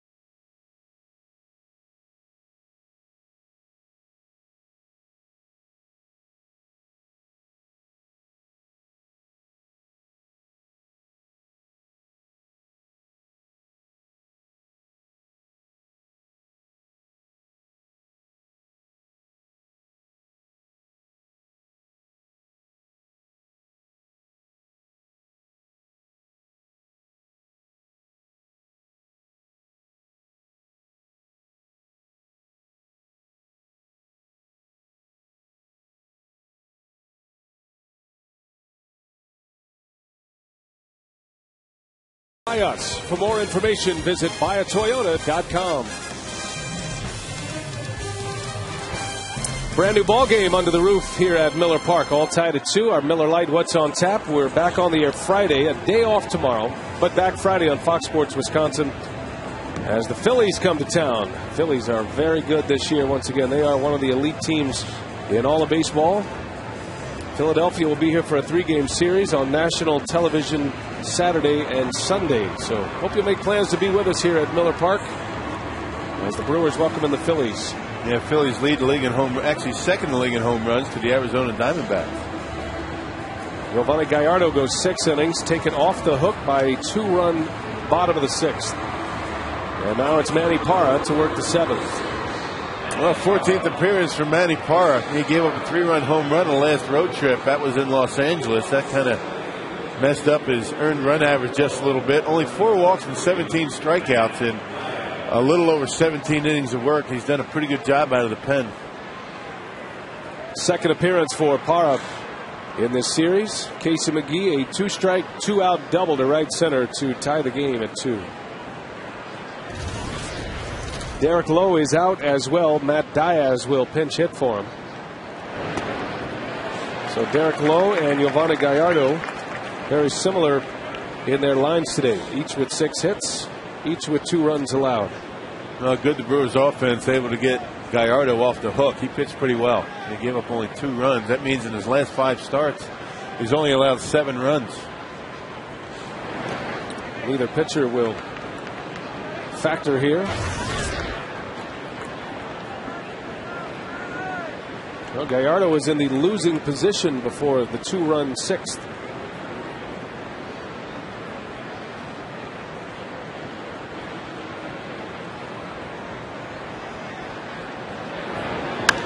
That one's driven to right. Pretty well hit. Corey Hart is going back, running out of room. That's off the wall. Diaz to second base, and that's a leadoff double. Yeah, Brewers fortunate that Diaz didn't hit that one more down the line. Would have been a home run. Hit that area that goes out. And a leadoff double for Diaz, who'd been struggling in this series. Picked up a base hit his last time up on Monday night, but he has had a tough time so far and taken that one to the opposite field. Some pretty good opposite field hitting by both teams here today. Inches from a home run. A little cutout on the Airtran area down there.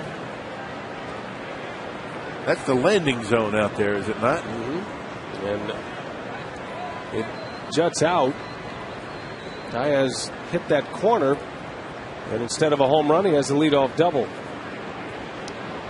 McLeod will bunt right back to the mound. Parra's only play is first. Sacrifice bunt for Nate McLeod, and the Braves have a runner at third base with 1 away. Well, a reminder, Brewers Fantasy Camp can make your big league dreams come true. The 2011 Fantasy Camp runs from January 30th through February 6th at the Brewers Spring Training Facility in Maryvale Baseball Park in Arizona. For information and registration, call 262-679-3612 or visit brewers.com/fantasycamp. Hey, we got Jeff Cirillo. We got Ray King in the fold this year. We're going to freshen up the coaches' roster a little bit. You know what Kangaroo Court is, don't you? Sure. You know, silly things that go on throughout the day. Guys get written up and, like not going to the plate with a helmet, wearing the wrong jersey, kind of silly stuff. Right. All the money goes to charity. All the money we collect on Kangaroo Court. Who's going to be in charge of Kangaroo Court in 2011? Who's the judge? Well, we have all the coaches are the judges. Oh, okay. And all the coaches sit down at a table and thumbs up, thumbs down. Very rarely does a camper win a case. It's kind of like an American Idol setting. Right. With the judges. There's a panel. Infield is in. That skips away from Zahn. And Diaz will hold his ground. He thought about it for a moment, but Zahn kept it close enough.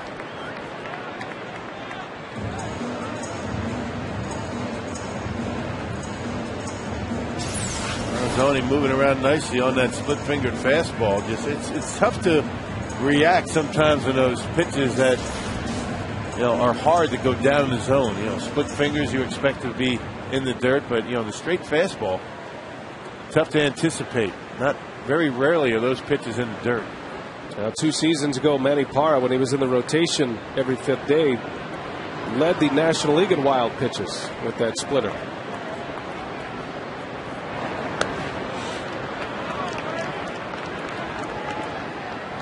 Martin Prado, he hit the grand slam against Manny Parra on Monday. That was Parra's first batter faced. Came in relief of Doug Davis.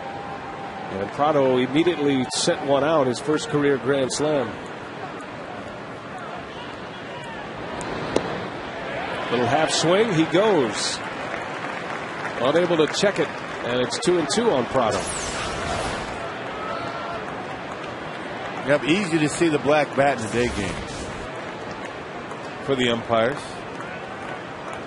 Bruce Fleming told us yesterday that it didn't make any difference, black bat or light colored bat. One of the umpires said it did, though. Yeah. Marty Foster? Marty Foster. I guess it is in the eye of the beholder, right? Jim Gantner thinks it matters. That's why he uses a black bat, or at least he used a black bat. Well, he said it made a difference at night games when he was playing the infield. Big pitch for Parra. 3-2 the count. Infield is in. Go ahead run at third. And a bouncer to short. Escobar knocks it down. Diaz stays put. The throw to first in time.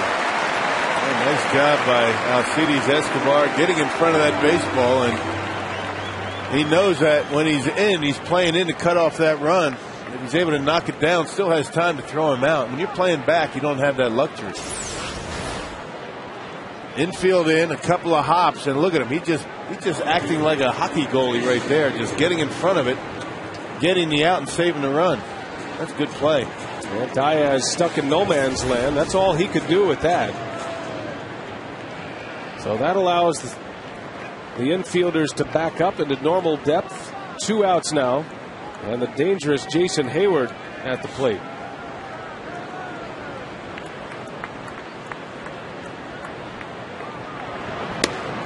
Hayward has been clutch for the Atlanta Braves this year.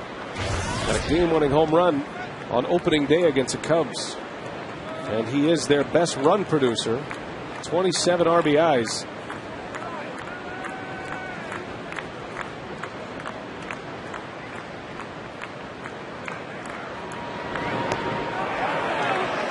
Unable to check his swing, and it's strike one on Hayward. And when you see the check swings, you know that a pitcher has pretty good stuff out there. So a good all-speed pitch, and Hayward couldn't hold up.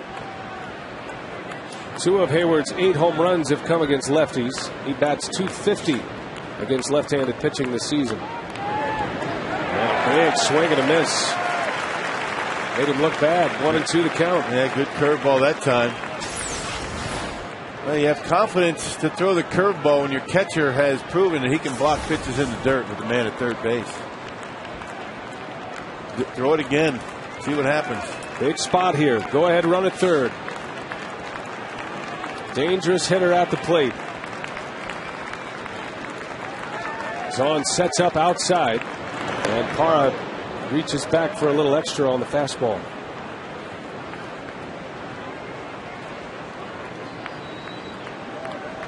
Hayward just back in the starting lineup yesterday. Was out with a groin strain that knocked him out for 4 days, although he pinch hit during that period. The 2-2. Bouncer to first, and it's off the glove of fielder and into right field. Atlanta will take the lead. Hayward is on his way to second. The throw is late, and the Braves are on top once again on a hot shot from Jason Hayward. Now Prince was there, and just off the glove. That ball was hit like a bullet off of the bat of Jason Hayward, but that's a ball that Prince has got to handle. Let's see how they score that one. It was hit well. Normally a play that Prince is going to be able to make. Instead, Hayward ends up at second base. 3-2 Atlanta. It'll go as a base hit. That'll be a double for Hayward. And now Parra has to deal with McCann, who's 0 for 3 today.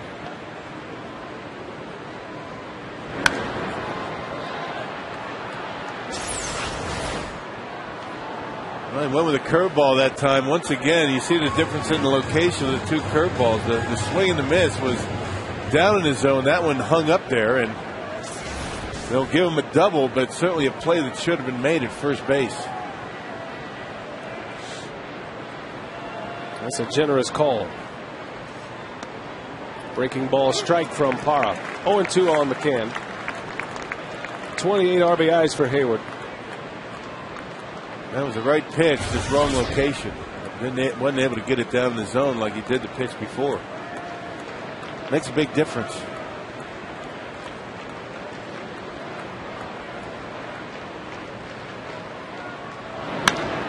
Back up the middle. Ricky cannot get there. Hayward's going to score. Another 2-strike hit. And the Braves have a 4-2 lead. On an 0-2 single by Brian McCann. 0-2 lefty versus lefty, and Manny Parra leaves one up out over the plate, and Brian McCann able to bang it right back through the middle. Too good of a pitch on an 0-2 count. And a good piece of hitting by the Atlanta Braves catcher, just taking it right back into center field. So a couple of 2-out hits for the Braves. And both by left-handed batters, and both with 2 strikes. Frustrating inning. And here's Troy Gloss. That's the book on Manny Parra. You know, he can look so good at times, unhittable. But mistake pitches cost him dearly. You just don't have to make that good of a pitch when you're up in the count 0-2. I mean, it's the difference between wins and losses. As Rick Peterson says, you know, the pitching staff for the Brewers, you know, 1 or 2 pitches away, there was the one that might have cost you the game. So the inning is over as Gloss grounds out, but the Atlanta Braves score twice against Manny Parra. Back-to-back 2-out hits. They produce runs, and it's 4-2.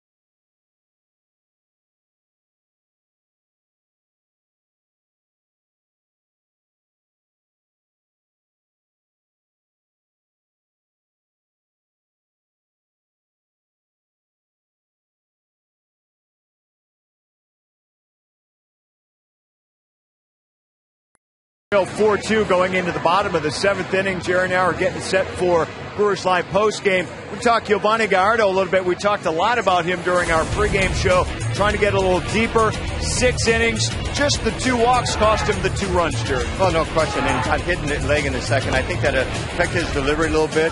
But the 2 walks did affect him. They did score. But the big thing was in the 6th inning, getting in a little bit of trouble. What has happened on the first few nights is the Braves were able to take advantage of that, score a lot of runs. Giovanni worked out, kept the Brewers in the game. 3rd straight game he's been involved in low-scoring games. He'll get a no decision here, of course, this afternoon. Our instructional coming up after the ballgame on our post-game show. The catcher's challenge thrown to third on a steal attempt. Bill and Jerry will break that down, plus full reaction from the Brewer clubhouse coming up on Brewers Live postgame presented by Lincoln Mercury. Brian. All right, Craig, thank you. And looking forward to the Brewers Live postgame today. Peter Moylan is in the game for Derek Lowe, who all of a sudden finds himself in the winner's circle. If the Braves hang on to win this game, Lowe goes 6. Moylan takes over for the 7th. The Brewers worked hard to get 2 runs in the 6th inning, only to give them right back in the 7th. Manny Parra surrendering back-to-back hits by Hayward and McCann that produce runs, and it's 4-2 Braves. Corey Hart, Alcides Escobar, and then the pitcher spot is due up. Yeah, Moylan appeared in last night's ball game, pitched a 1/3 of an inning, got roughed up a little bit, gave up 3 consecutive base hits, including a run. This Atlanta Braves bullpen has been pretty good so far this year. Well, their closer is Billy Wagner, pitching in his final year before retirement. Hart trying to get on base. He's been on twice, reached on an error and a walk, and that one is a strike in the corner. 2-2 the count. You figure Moylan is out there for 2 hitters. Bobby Cox has a left-hander getting ready, and Eric O'Flaherty, a left-handed bench for Ken Maka today. Yep, Council, Kataris, Inglet, Adam Stern, who was added to the roster yesterday, and Ryan Braun. Not sure if Ryan's available. Ken Maka would prefer not to use him.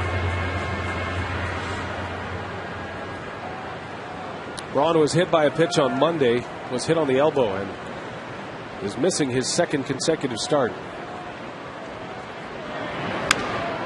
Hart down the line, that's a foul ball. Just missed the bag at third. Looks like Brooks Conrad was ready to make a highlight reel play, however. And Corey Hart got a pitch middle in. Moylan is a guy that has that sidearm delivery that and throws that frisbee type slider on the outside corner. Nothing really straight out of his hand. Very tough on right-handers. Hart able to lay off. They'll ask if he went. Gary Cederstrom says he checked it. You know, without Chipper Jones, Brooks Conrad is giving the Braves a lot more range at third base right now. But Jones is a little banged up. He's not moving well. And Chipper Jones is Chipper Jones. But Conrad has played an excellent third base, and of course he homered here last night. Called strike 3. Hart is out. Yeah, right at the bottom of the strike zone. I think Corey Hart thought he was out the pitch before. He started to walk toward the dugout. They said he didn't go in a check swing. This pitch right at the bottom of the strike zone, and Moylan gets him. On the side swing, it looks like it was high enough. So Moylan with 1 man out, and here is Escobar.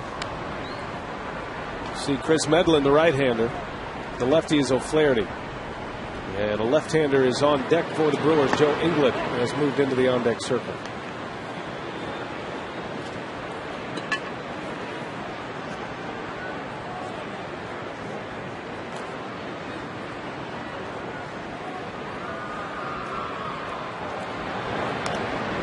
And a sweeping breaking ball from Escobar. So 1-1 on Alcides. He singled his last time up and lined out his first time up. That line drive he hit in the 3rd inning was probably a ball that was going foul. But it was nice to see him use the opposite field back in the 5th. That's something Dale Swain would like to see more of from Alcides Escobar. Man, Escobar with a double to right field last night. 2 balls, 1 strike. Little bouncer. That is a foul ball. Hey, come out to Miller Park now through Saturday and save 50% on reserved seats during the Brewers 5-county 5-day celebration. Some exclusions apply. For tickets, call 414-902-4000 or go to brewers.com today.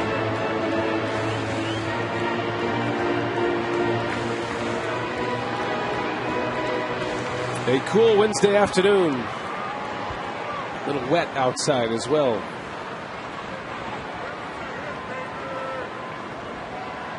Two balls, 2 strikes on Escobar. Bouncer to short.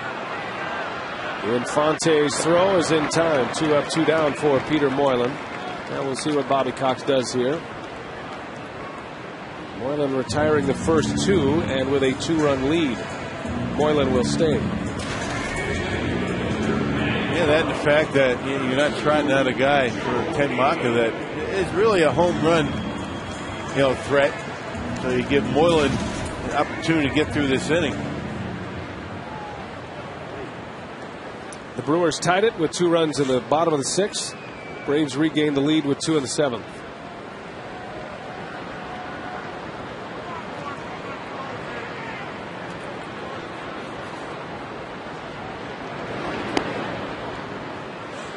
Well, the Reds won today. They beat the Pirates. They swept Pittsburgh.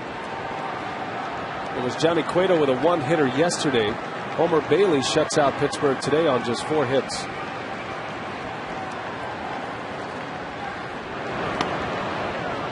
So the Reds keeping pace with the St. Louis Cardinals at the top of the Central. 19 wins, 15 losses for the Reds now. Cardinals are 20-13. They play later.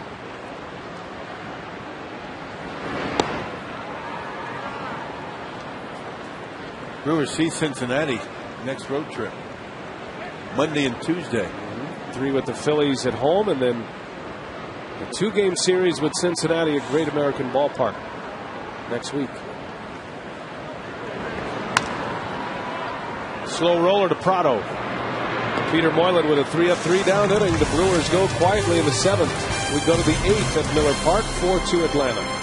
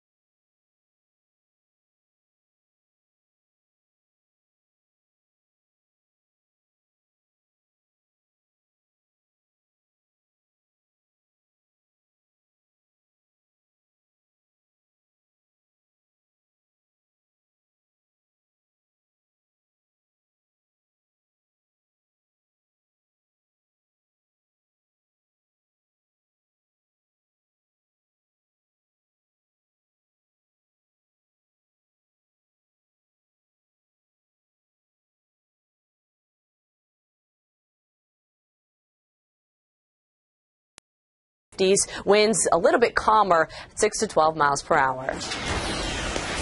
Lindsay, thank you. Roof is closed today on a cool afternoon in Milwaukee. Probably be closed up for Friday. We'll see how we get toward the weekend. A day off tomorrow for the Crew. They're trying to avoid a sweep here, but the Braves have a late lead of 4-2 as we head to the 8th. And the new pitcher is Carlos Villanueva. Manny Parra goes 1 inning, gives up 2 runs on 3 hits. Boy, the earned run average really ballooning yesterday after he gave up 4 runs in 2/3 of an inning. That's what happens when you've been so good. You have 1 bad outing out of that bullpen, and the ERA goes up quickly. Eric Hensky leads off for the Braves. Hensky has 2 hits. He drove in a run in the 4th. 2 base hits and a line drive out. Has 4 hits in the series.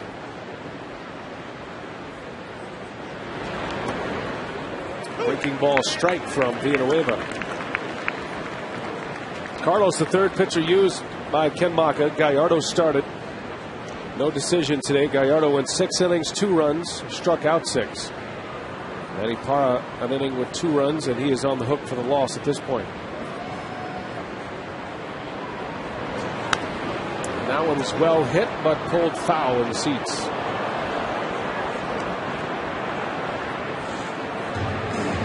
The Brew Crew won't see Atlanta until mid-July. It's a series in Atlanta, 4-game series, July 15th through the 18th. And that'll be the first series out of the All-Star break for Milwaukee.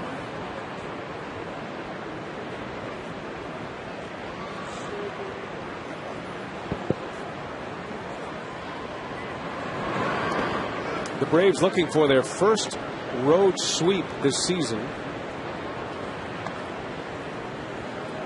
Atlanta did sweep the Astros earlier this year at home. That's their only sweep in a series this season. Yeah, before this series, the Atlanta Braves road record 5-14.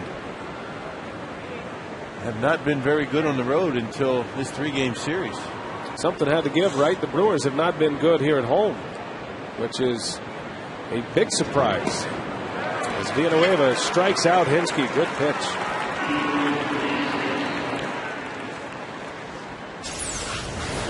Well, Villanueva lives and dies with that breaking pitch, and well located down in the strike zone, pulled the string on Hinske, and finally able to get that guy out.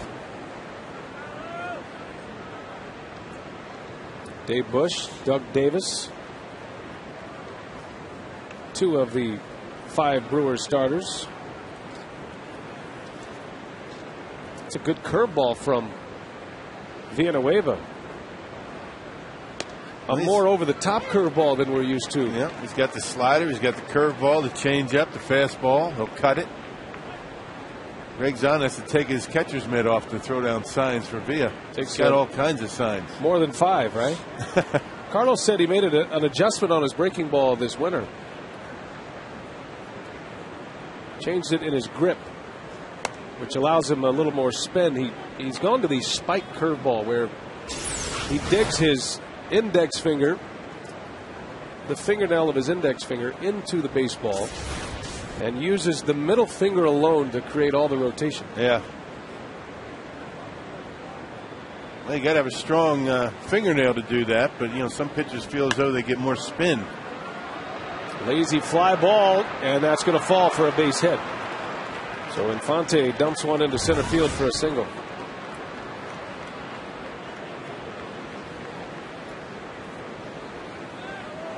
Second hit for Infante, had an infield hit his last time up.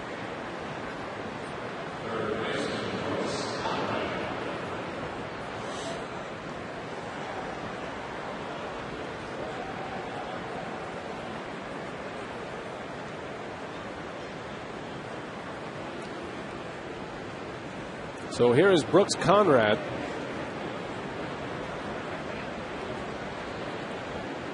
Well, the Brewers cannot afford to go down any more runs.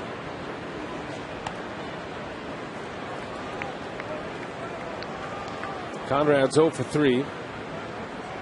Lined out to Escobar last time up. Little soft liner. He was up there with the bases loaded in that 6th inning.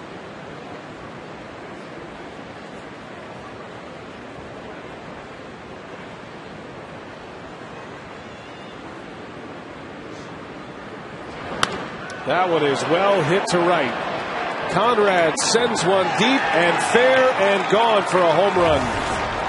2-run home run by Brooks Conrad, and that one hurts. 6-2 Atlanta.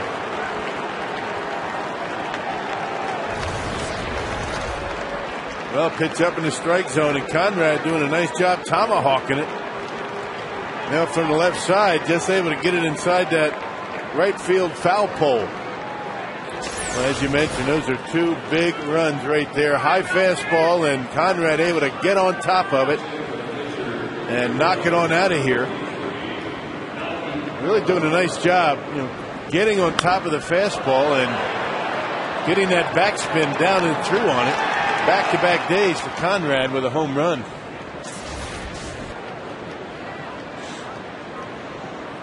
And Villanueva's struggles continue here lately. 6-2 Braves. Well, the left-handed hitters doing big damage in this game. Hinske an RBI double. Jason Hayward had an RBI double. Brian McCann drove in a run, and now the 2-run homer by Conrad. 5 of the 6 RBIs coming from Atlanta's left-handed hitters. Melky Cabrera pinch hitting. Peter Moylan goes 1 inning. Tigers aside in order.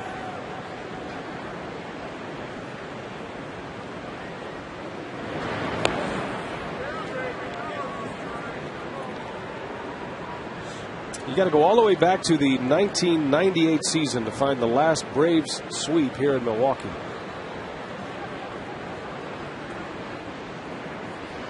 all the way back to County Stadium. Fielder knocks it down, and Cabrera will reach. Prince is having a rough time at first base today. Well, let's see how they score that one. And that one down the line, and a generous call at first on the double for Hayward, and that will be an error that time.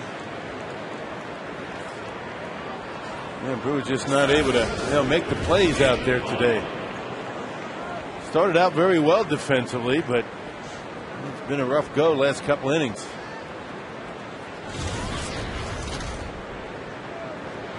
Now this team continues to play very inconsistent baseball. They go through that road trip. They dropped 3 of the first 4 games in San Diego, were shut out 3 times, but then won 5 out of 6. Felt like the momentum was building a little bit. Starting to pitch well. Defense was good. Plenty of offense. And yet they have shown up here in this series and have not played well. The pitching has really struggled in this set against Atlanta, who entered this series as one of the lightest hitting clubs in all of baseball. Man, you really can't put your finger on any real reason why. I mean, it's just one of those things that you just you think about. You go home, the players think about it, the coaches, Ken Maka, Doug Melvin, everybody thinking about what's going on here at home. The Brewers in jeopardy of falling to 5-11 at Miller Park. Hard to believe.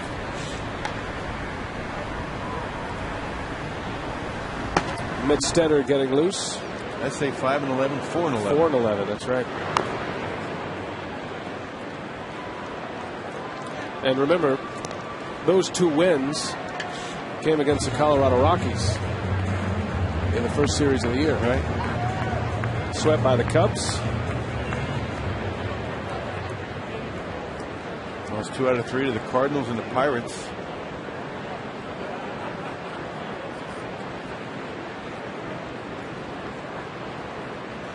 Still just 1 out. 2 runs in on a home run by Conrad. Runner at first. Nate McLeod, the batter.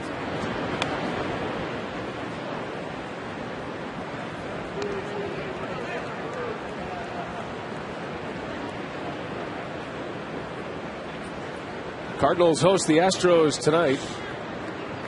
Wandy Rodriguez pitching for Houston tonight. Kyle Loesch for St. Louis. He's out to a rough start. Loesch is winless, but the Cardinals are at the top of the division with 20 wins. Reds have already won. Cincinnati got a shutout from Homer Bailey. So on back-to-back days, they shut out the Pirates. Bailey, a 4-hitter today. Yeah, the Reds are hoping that Homer Bailey's found something. They've been waiting on him for a couple of years now. It's Bailey's first win. 5-0 victory for the Reds today. Joey Votto and Drew Stubbs both homered for Cincinnati. Votto's out to a good start. He has 8 home runs this year. He can hit. He's got good opposite field power. That's a good ballpark to hit in, that ballpark in Cincinnati. Swing and a miss. McLeod is down on strikes. Well, for the Brewers this year, it has been feast or famine. In their 15 wins, they've been terrific. Look at the batting average, 323, all the home runs. All but 8 of their home runs coming in their 15 wins, but in the losses, not including today, if the Brewers do not pull this one out, the numbers will plummet even more. The margin of victory and the margin of defeat. There haven't been many 1 or 2 run games either way this year. It's either 7-run wins or 4-run losses across the board. Although the Brewers are 4-3 in 1-run games this year. What's that mean? I don't think that means I don't know. Really. I don't know. Just throwing it out there. I like it. It's worth noting. It's on the record. Thank you.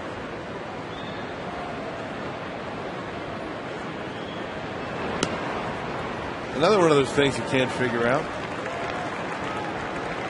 You spend a lot of time in the stats, don't you? I look at them, see if there's any trends. I do. I look. I look and see some trends and some idiosyncrasies and statistics. And one idiosyncrasy that I've seen in this series, the fact that the Braves haven't been scoring any runs this year and putting up a ton in this series.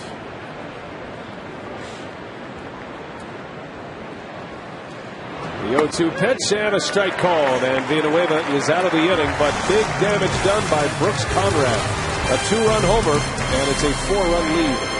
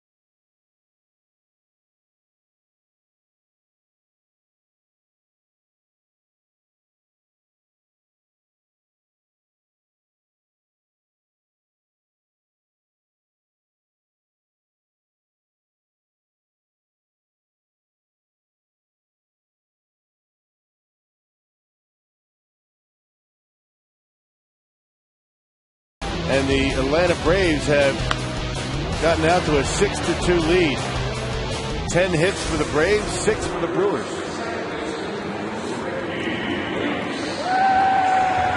You're welcome. Now, I know they're not Braves fans. Maybe they're talking about the tickets. Right. Just the general big picture. Not sure. 6-2 Atlanta as we head to the 8th inning. Takashi Saito will take to the mound for the Atlanta Braves. Ricky Weeks will lead off. Weeks, Garrett, and Edmonds. And the Brew Crew down 4 with 6 outs. Melky Cabrera stays in the game. And he'll play left for Hinsky. Cabrera had a pinch hit single last inning.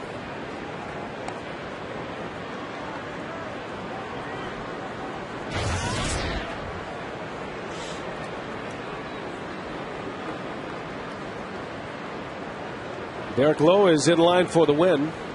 6 innings, gave up 2 runs. Manny Parra on the hook for the loss.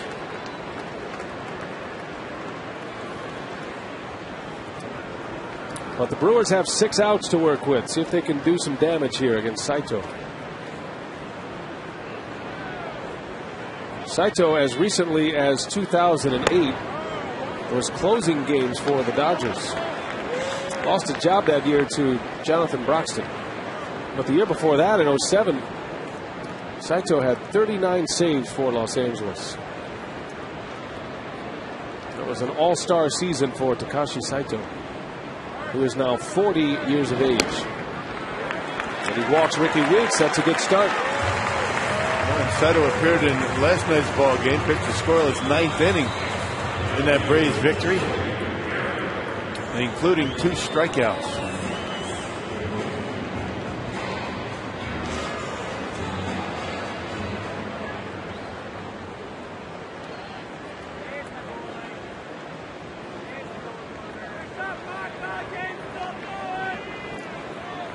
Jody Garrett with nobody out. Weeks over at first. Garrett reached on an infield hit his last time up. He hit a shot over to first. Bounced it off the leg of Troy Gloss.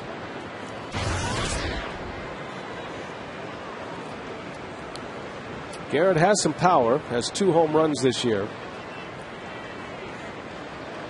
Brewers would love a quick strike. Sider, another pitcher for the Braves with that good sink on his fastball. We saw that pitch go down and away from Jody. Tough to elevate pitches that do that.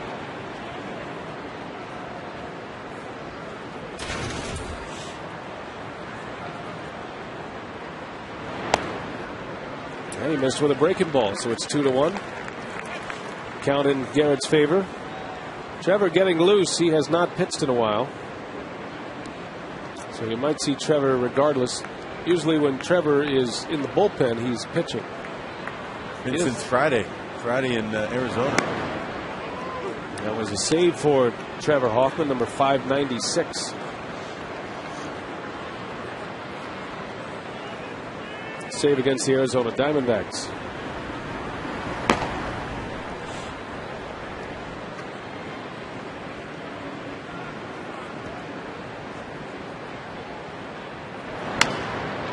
Bouncer to short, and Fonte will take it himself, and it's a double play. 6-3 double play. And it wipes out the leadoff base runner. Saito has 2 outs. Well, what a difference a pitch makes, right? 2-1 count. He already walked Ricky Weeks. And talking about a delivery of the game, Jimmy John's delivered the game, a 6-3 double play. And now the Braves only 4 outs away. There's that sinking fastball. Tough to elevate that pitch, and you get a lot of ground ball outs. That has been the theme today with Derek Lowe, Peter Moylan in the 7th, and now Saito. Moylan got a couple of ground ball outs in the 7th. Jim Edmonds had a single and an RBI in the 6th. It was the first run for Milwaukee today. The Brewers tied the game in that 6th inning. There's Edmonds, a little soft fly ball. McLeod makes the catch for the out. Inning is over. We head to the 9th. Atlanta 6, Milwaukee 2.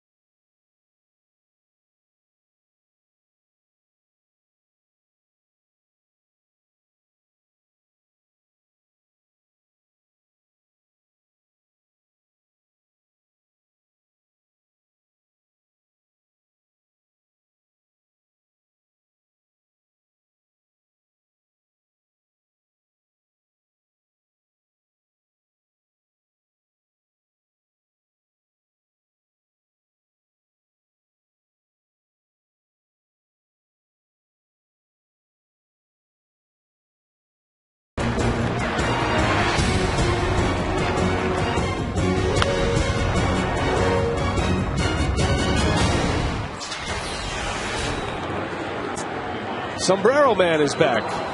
That's a rally hat we're looking for. The Brewers are down 4, but we head to the top of the 9th. It's just funny looking at it with the sombrero on. A frequent visitor of Brewers television. We've seen him on the road, too. Yeah, we should get his name really. He travels well. Trevor Hoffman will pitch in a non-save situation. It's been a while, as Rock mentioned, since Friday in Arizona. So Hoffman is in the game. 6-2 Atlanta. Jason Hayward leads off. Hayward has been right in the middle of the action today. He walked, stole a big base in the 6th, and that steal allowed Troy Gloss to drive him in with a base hit. Atlanta took the lead in the 6th, then Hayward drove in a run that put him ahead in the 7th. Yeah, that ground ball, the difference in the ball game. Boy, you handle that ground ball, it's a tie game. Brewers go to the bottom of the 7th with a chance to take the lead. It was ruled as a double for Hayward, but certainly a play fielder would tell you he should have made.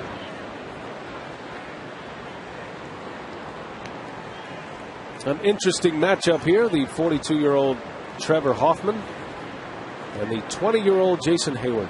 Started him out with a changeup, and Hayward way out in front, to say the least.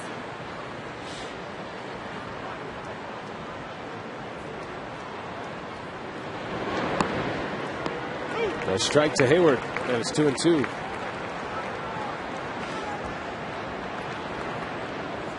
Can you imagine being 20 years old and having this kind of success to start a major league career? Yeah. Man. From the Atlanta area as well. They have a dominant junior baseball program there in East Cobb. It's kind of a famous amateur program, and that's where Hayward played coming up.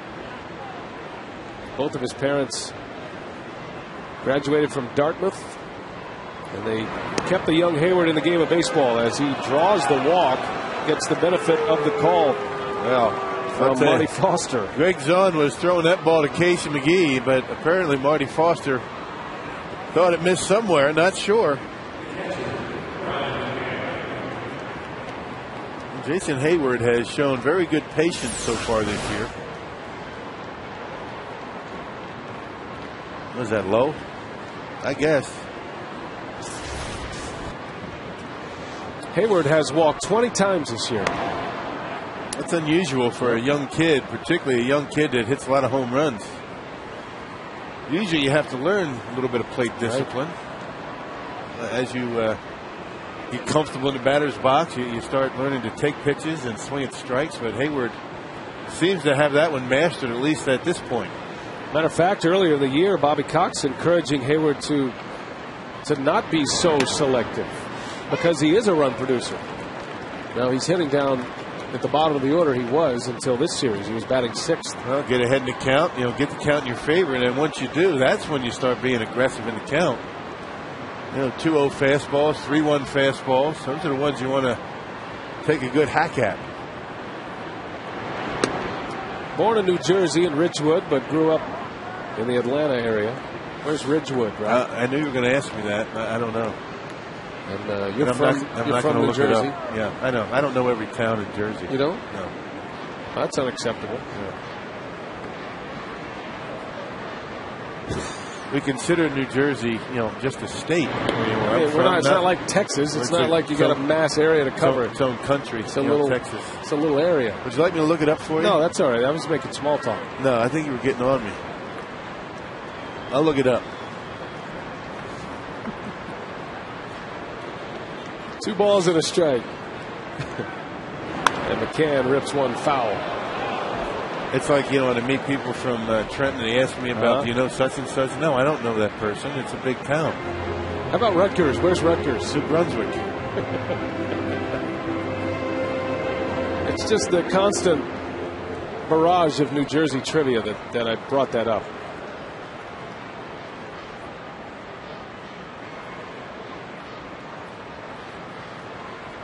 Well, they do have a book on New Jersey trivia. And yes, it is a very thick book. I knew what your next comment was. It's just west of Paramus, New Jersey. Oh, okay. That's the northern part of the state over there by New York. Oh, okay. And there you go. There's my map quest. See it? Ridgewood. Right That's there. the Bill Schroeder R&D department. It's a little bit north of, Route 80. Ah. Yeah, that's all you get.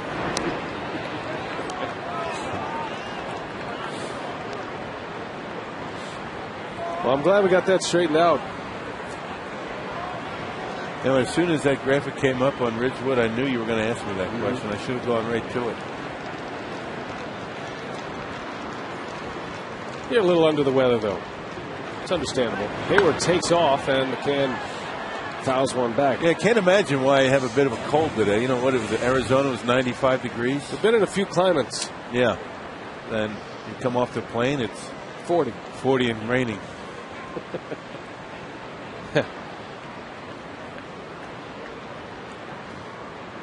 Brewers have had a rough road schedule, but they're 11-8 on the road.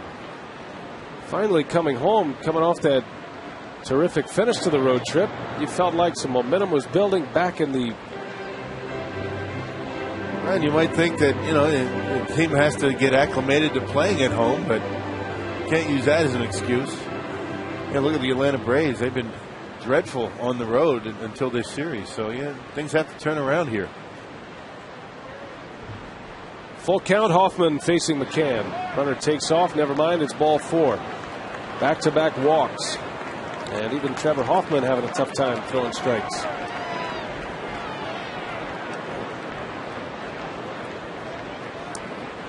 Well, Bobby Cox has gotten production from many in his lineup, which was the same lineup as last night. 5 players with at least 1 run batted in are Menard's players of the game. We give it to Bobby Cox because he's the one who put the lineup out, right?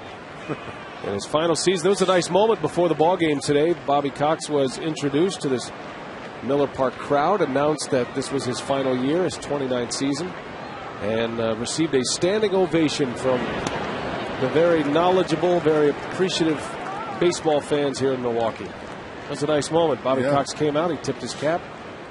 Yeah, the big question surrounding the Braves organization, who's next? Who sits in that manager's office next year? They're keeping that pretty close to the vest. Some big shoes to fill. Bobby Cox has been the manager of the Braves since 1991. It's his second tour in Atlanta. He started in 78, and then in 81, after the 81 season, he left for Toronto. Managed for 4 years in Toronto. And then came back to the Braves in 91. 14 division titles in 15 years. That one stretch. Had a World Series title in 95. Until that World Series championship, the Braves were developing the reputation of the Buffalo Bills of baseball. They kept getting to the World Series, but could not win a World Series. You know, that pitching that they had there for many years, you would figure that perhaps they would be able to win more than one series, but well, you can't deny the success of that organization for over a decade.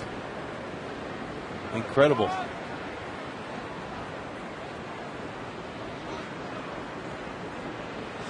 Ball and 2 strikes on Troy Gloss. Popped him up. Ricky Weeks is headed back. He'll make the call. And the catch. There's that infield fly roll Bruce Fleming was talking about yesterday. A late call on that, but runners were at their own risk there. Well, late call, and they only call it until Ricky's camped underneath it. Where's Bruce when you need him? Yeah, we had Bruce Fleming on the air yesterday for the entire game as we focused on the umpires yesterday and umpiring. And Bruce was saying that infield fly roll can be tricky sometimes for an umpire. It's pretty routine. I'd say very routine for players. But, you know, umpires have to give it a minute. Had a good day yesterday with the umpiring crew. We appreciate their time as well. That was a fun broadcast, even though obviously it was a one-sided game. Braves winning big 11-3, but it gave us an opportunity to really go inside the world of the umpires. And we appreciate this crew specifically. Marty Foster, Field and Colbreth, Ed Hickox, and the crew chief Gary Cederstrom. Man, it's not easy to get a camera and a microphone in front of the umpires. They're pretty well protected by Major League Baseball, and we got the go-ahead, and they were very gracious in bringing us into their umpires' room before the game and having a chat with them. That was fun. 2 on with 1 out. Chipper Jones pinch hitting, and that one is down the line. It's a base hit. Hayward will score. And it's an RBI double for Chipper Jones. So Jones gets an AB here today and delivers a hit, and it puts the Braves up 7-2. And Hoffman's struggles continue. Now you got to start worrying about a pitch count situation with Trevor. And that's why Claudio Vargas is getting loose in that bullpen. Fastball, inner half of the plate, then Chipper Jones able to pull it down the line. He's not running very well. They're going to pinch run for him. Is that Brandon Hicks? Yes. Running for Jones in the 9th. So it's 2nd and 3rd, 1 out, 7-2 Atlanta. Just goes to show you never know in baseball. Braves come in here about as thin offensively as you could be. Dropped a series in Philadelphia. Lost 2 out of 3 to the Phillies. They were shut out by Jamie Moyer. At 47 years of age, he made Major League history against Atlanta last Friday. A 9-inning complete game shutout, the oldest in the history of the game to do it. And actually had a 3-pitch inning where he gave up a hit, Jamie Moyer. Infante to right, and McCann won't challenge the arm of Corey Hart. Good throw from Corey. 2 outs in the inning. Ho-Chunk Gaming text question: do you think the strike zone has become smaller throughout the years? Dennis in Brookfield.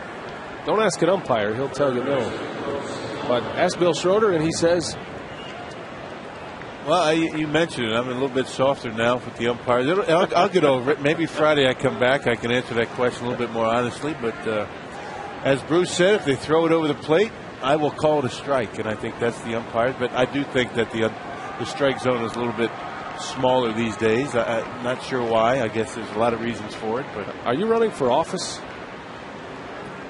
That was quite an elaborate answer there for a yes. Is that a yes? Well, the strike zone has never been big. It's just that some strikes have been called that weren't really strikes before, and Major League Baseball wanted to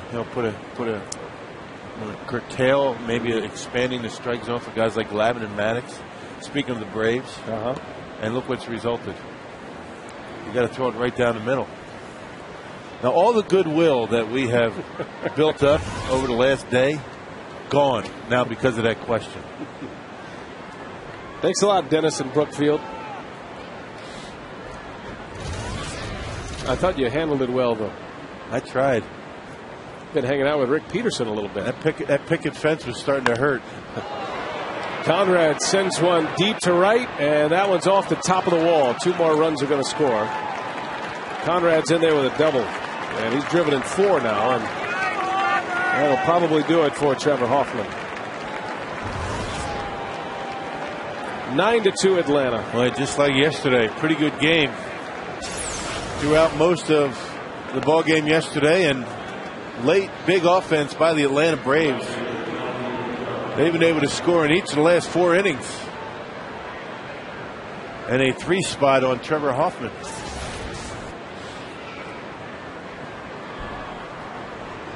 Conrad came into this game with 1 run batted in. He's driven in 4 today. And here's Melky Cabrera, 2 outs. Hoffman stays. And a 27-pitch inning right now for Trevor. That's a lot of pitches for him. But tomorrow's an off day.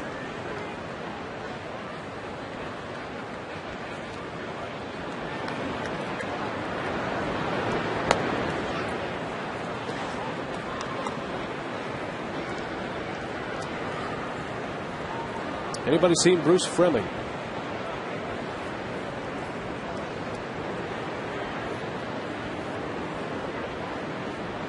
Can ask him about the strike zone. He'd have a definitive answer. The 2-0 is a strike. 2-1. By the way, we saw our cameraman, Keith Wood. Yeah. Woody. It's his birthday today. Oh. Happy birthday, Woody. Yes. I was wondering why we had a shot of him. I thought maybe he had an opinion on the strike zone, but no, it's just his birthday. There's a strike, 2-2. That was part of the conversation about Bobby Cox, wasn't it? Maybe I thought maybe he had a story about Bobby. Is he mic'd up?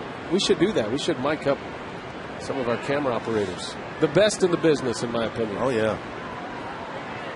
I mean, we'd have to, have a 7-second delay, but we could still mic them up. Foul territory. McGee will watch it off the dugout.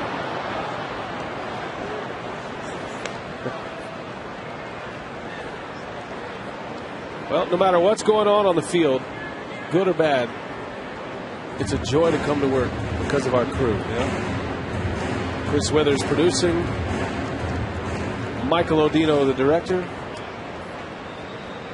some of the best in the business. They like it behind the scenes. We see it back there, Dwayne. Strike call. The inning is over. 3 runs for the Atlanta Braves in the ninth. It is 9-2. Say hello, buddy.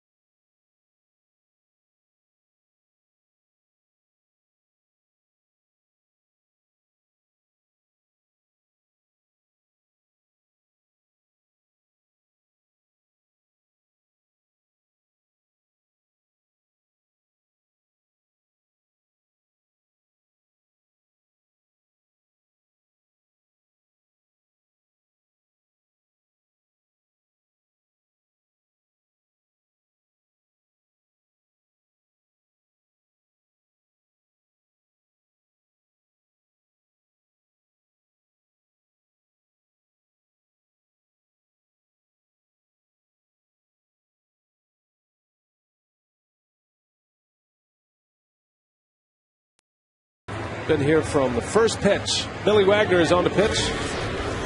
Hicks will stay in to play short. And no Ryan Braun today. I'm sorry, ma'am.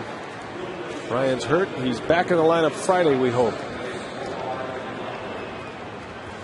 I want to say hi to Jim Mashudek as well. He is here, and Jim used to be in the Brewers media relations department. Now he's with the Atlanta Braves. So we say hello to Jim. Welcome back. Great to see him all week. Send him off the right way. Billy Wagner against Prince Fielder.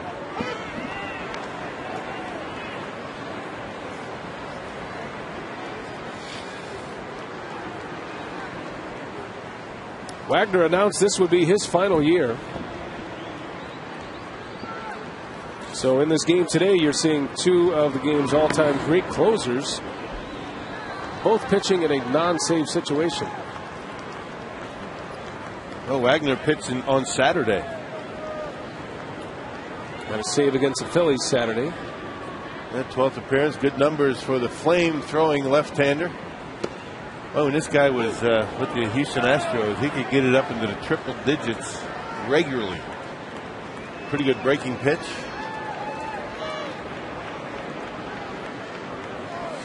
Wagner with 389 career saves in 16 seasons in the big leagues. Didn't really settle into a closer's role until the late 90s with Houston. But once he took that role on, he was great. Had Tommy John surgery in 09, or leading up to the 09 season, which knocked him out all of last year. Picked up with the Red Sox late last season and then with Atlanta to start this season.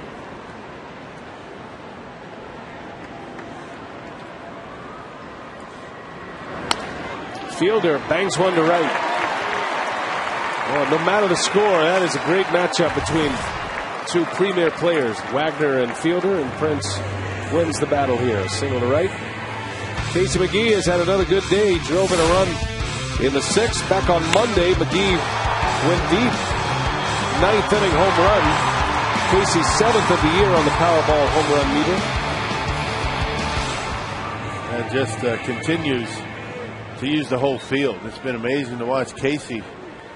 First 6 weeks of the season, he's been tremendous. McGee had a 2-out, 2-strike double into right center that tied the game in the 6th inning.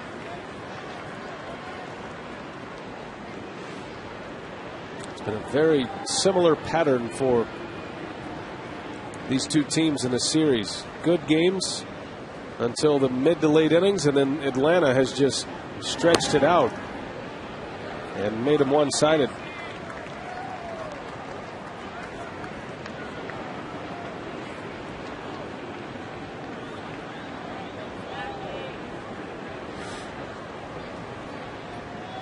The Braves have scored 28 runs in these 3 games.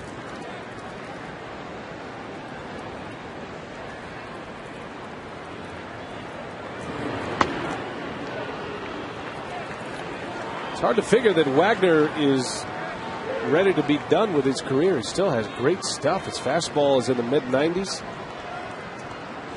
In his day, he threw 100. He was consistently 97, 98. And it wasn't just maybe once every time he was out there. I mean, it'd be, once a hitter. I mean, that's how hard he threw. Not a very tall guy, but he's put together very well. Pretty good mechanics.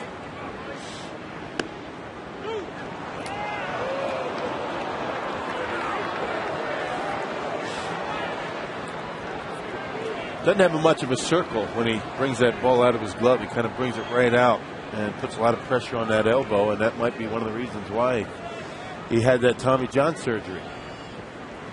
You were told to take the baseball out of your glove and drop it and make a little bit of a circle. Watch the way he brings it up. Kind of brings it right up.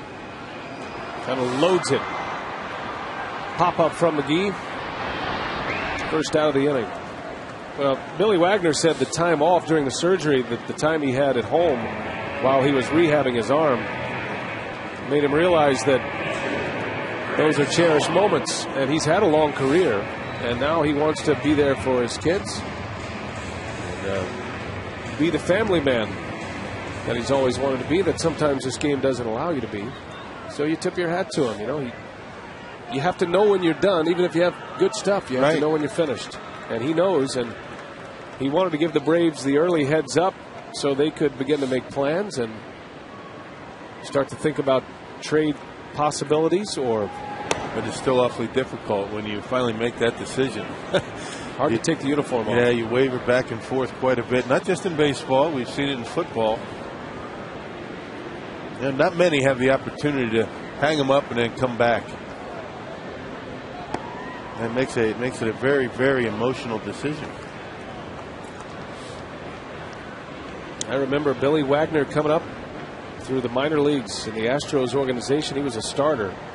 Came from a troubled background as a youth, and he was picked up out of a tiny college, Ferrum College, Division III. And hit the professional game running, throwing 100 miles an hour. Boy, he was something. Didn't take him long to get to the big leagues. He was drafted in '93, and he was in the major leagues in '95. And on a full-time basis in '96. Greg Zahn will get his own bat. No bad boy needed. Bad boys had enough. Look at the bad boys. They're just sitting over there like, you get it. I've been here all day.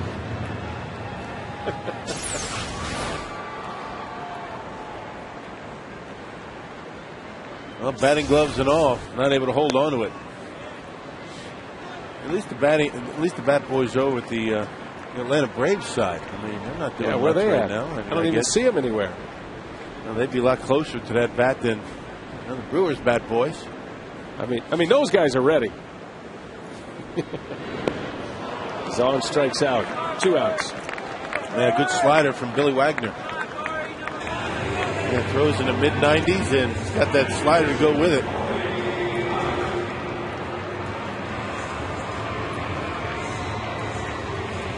Brewers down to their final out.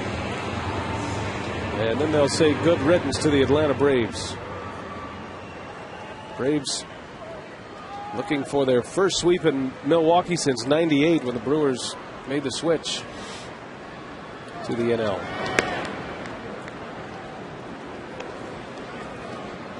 And plenty of questions on why the lack of success here at home.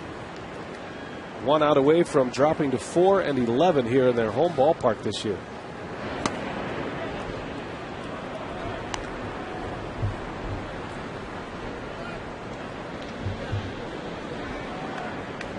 Stay tuned to Brewers Live. Ken Maka will be at the mic. Post-game press conference. Giovanni Gallardo started today, the Brewers ace. Went 6 innings, gave up 2 runs, a no decision.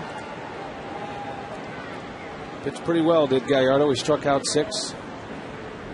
Parra will be saddled with the loss. Derek Lowe is in the winner's circle with 6 innings of 6-hit baseball and just 2 runs allowed. Yeah, one of his best starts of the year.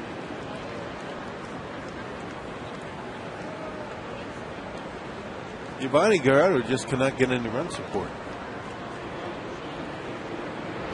2 runs in 6 innings, that's good enough to win. Many times Gallardo provides his own run support, which is asking a lot. Hey, his last 2 wins, 2-1 and 3-2, both coming on the road. Phillies are here Friday. Joe Blanton for Philadelphia against a former Philly, Randy Wolf. Chris Narveson against Cole Hamels Saturday. By the way, that game Saturday begins at 3:10 first pitch. Fox will have that one, national TV. And Sunday's game is a 7:05 p.m. start to accommodate national television as well. Doug Davis against Kyle Kendrick.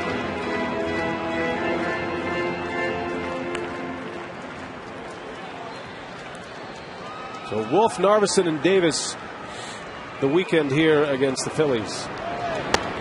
Ball 4, Corey Hart draws a walk. Hart has walked twice in this game, and now 2 on for Escobar.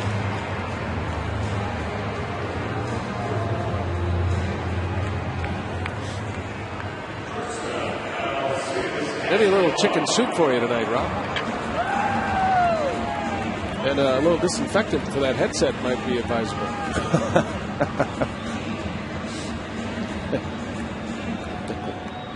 Yeah, it's just a thought. Something's got to give tonight. You and Otis hanging around. Yeah. That one skips away, and both runners will advance. They had big plans, in advance of today. I was planning to have a nice day, maybe do some fishing, but that's not happening. Fish are going low in this kind of weather, right? Me too. Adam Stern just up from AAA Nashville. Maybe he'll get an at-bat here. Escobar has to reach. That'd be something, huh? Hey, Stern, grab a bat. Go face Billy Wagner. He'd love it.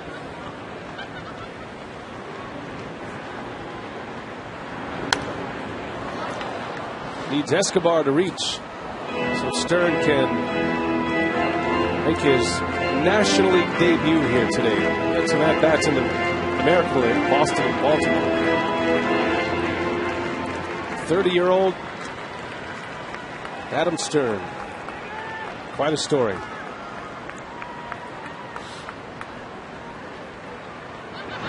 Speaking of Nashville, Chris Capuano will start tomorrow for the Sounds. And he is making a comeback bid from a second Tommy John surgery. We wish Capuano the best. Boy, his numbers down in A-ball were unbelievable.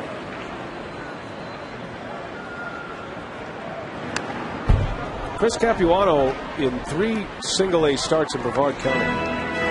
14 innings, 17 strikeouts, no walks. That's about as good as you can do it. Yeah, well, Doug Melvin wants to see what he can do with a little bit better competition. Get him up to AAA. Talk about an ovation. If Chris Capuano can make his way back to Milwaukee, that will be a moment you don't want to miss. Ball game is over. Escobar strikes out, leaves Stern in the on-deck circle. And that is that. The Atlanta Braves sweep the Brewers in Milwaukee for the first time since 1998. 9-2 the final score. Still much more to come on this game. Craig Kashan, what do you have for us coming up on Brewers Live, sponsored by Lincoln Mercury? Well, thanks, Brian. You know we're going to get inside that Brewer clubhouse. A lot of questions on where's the success at home.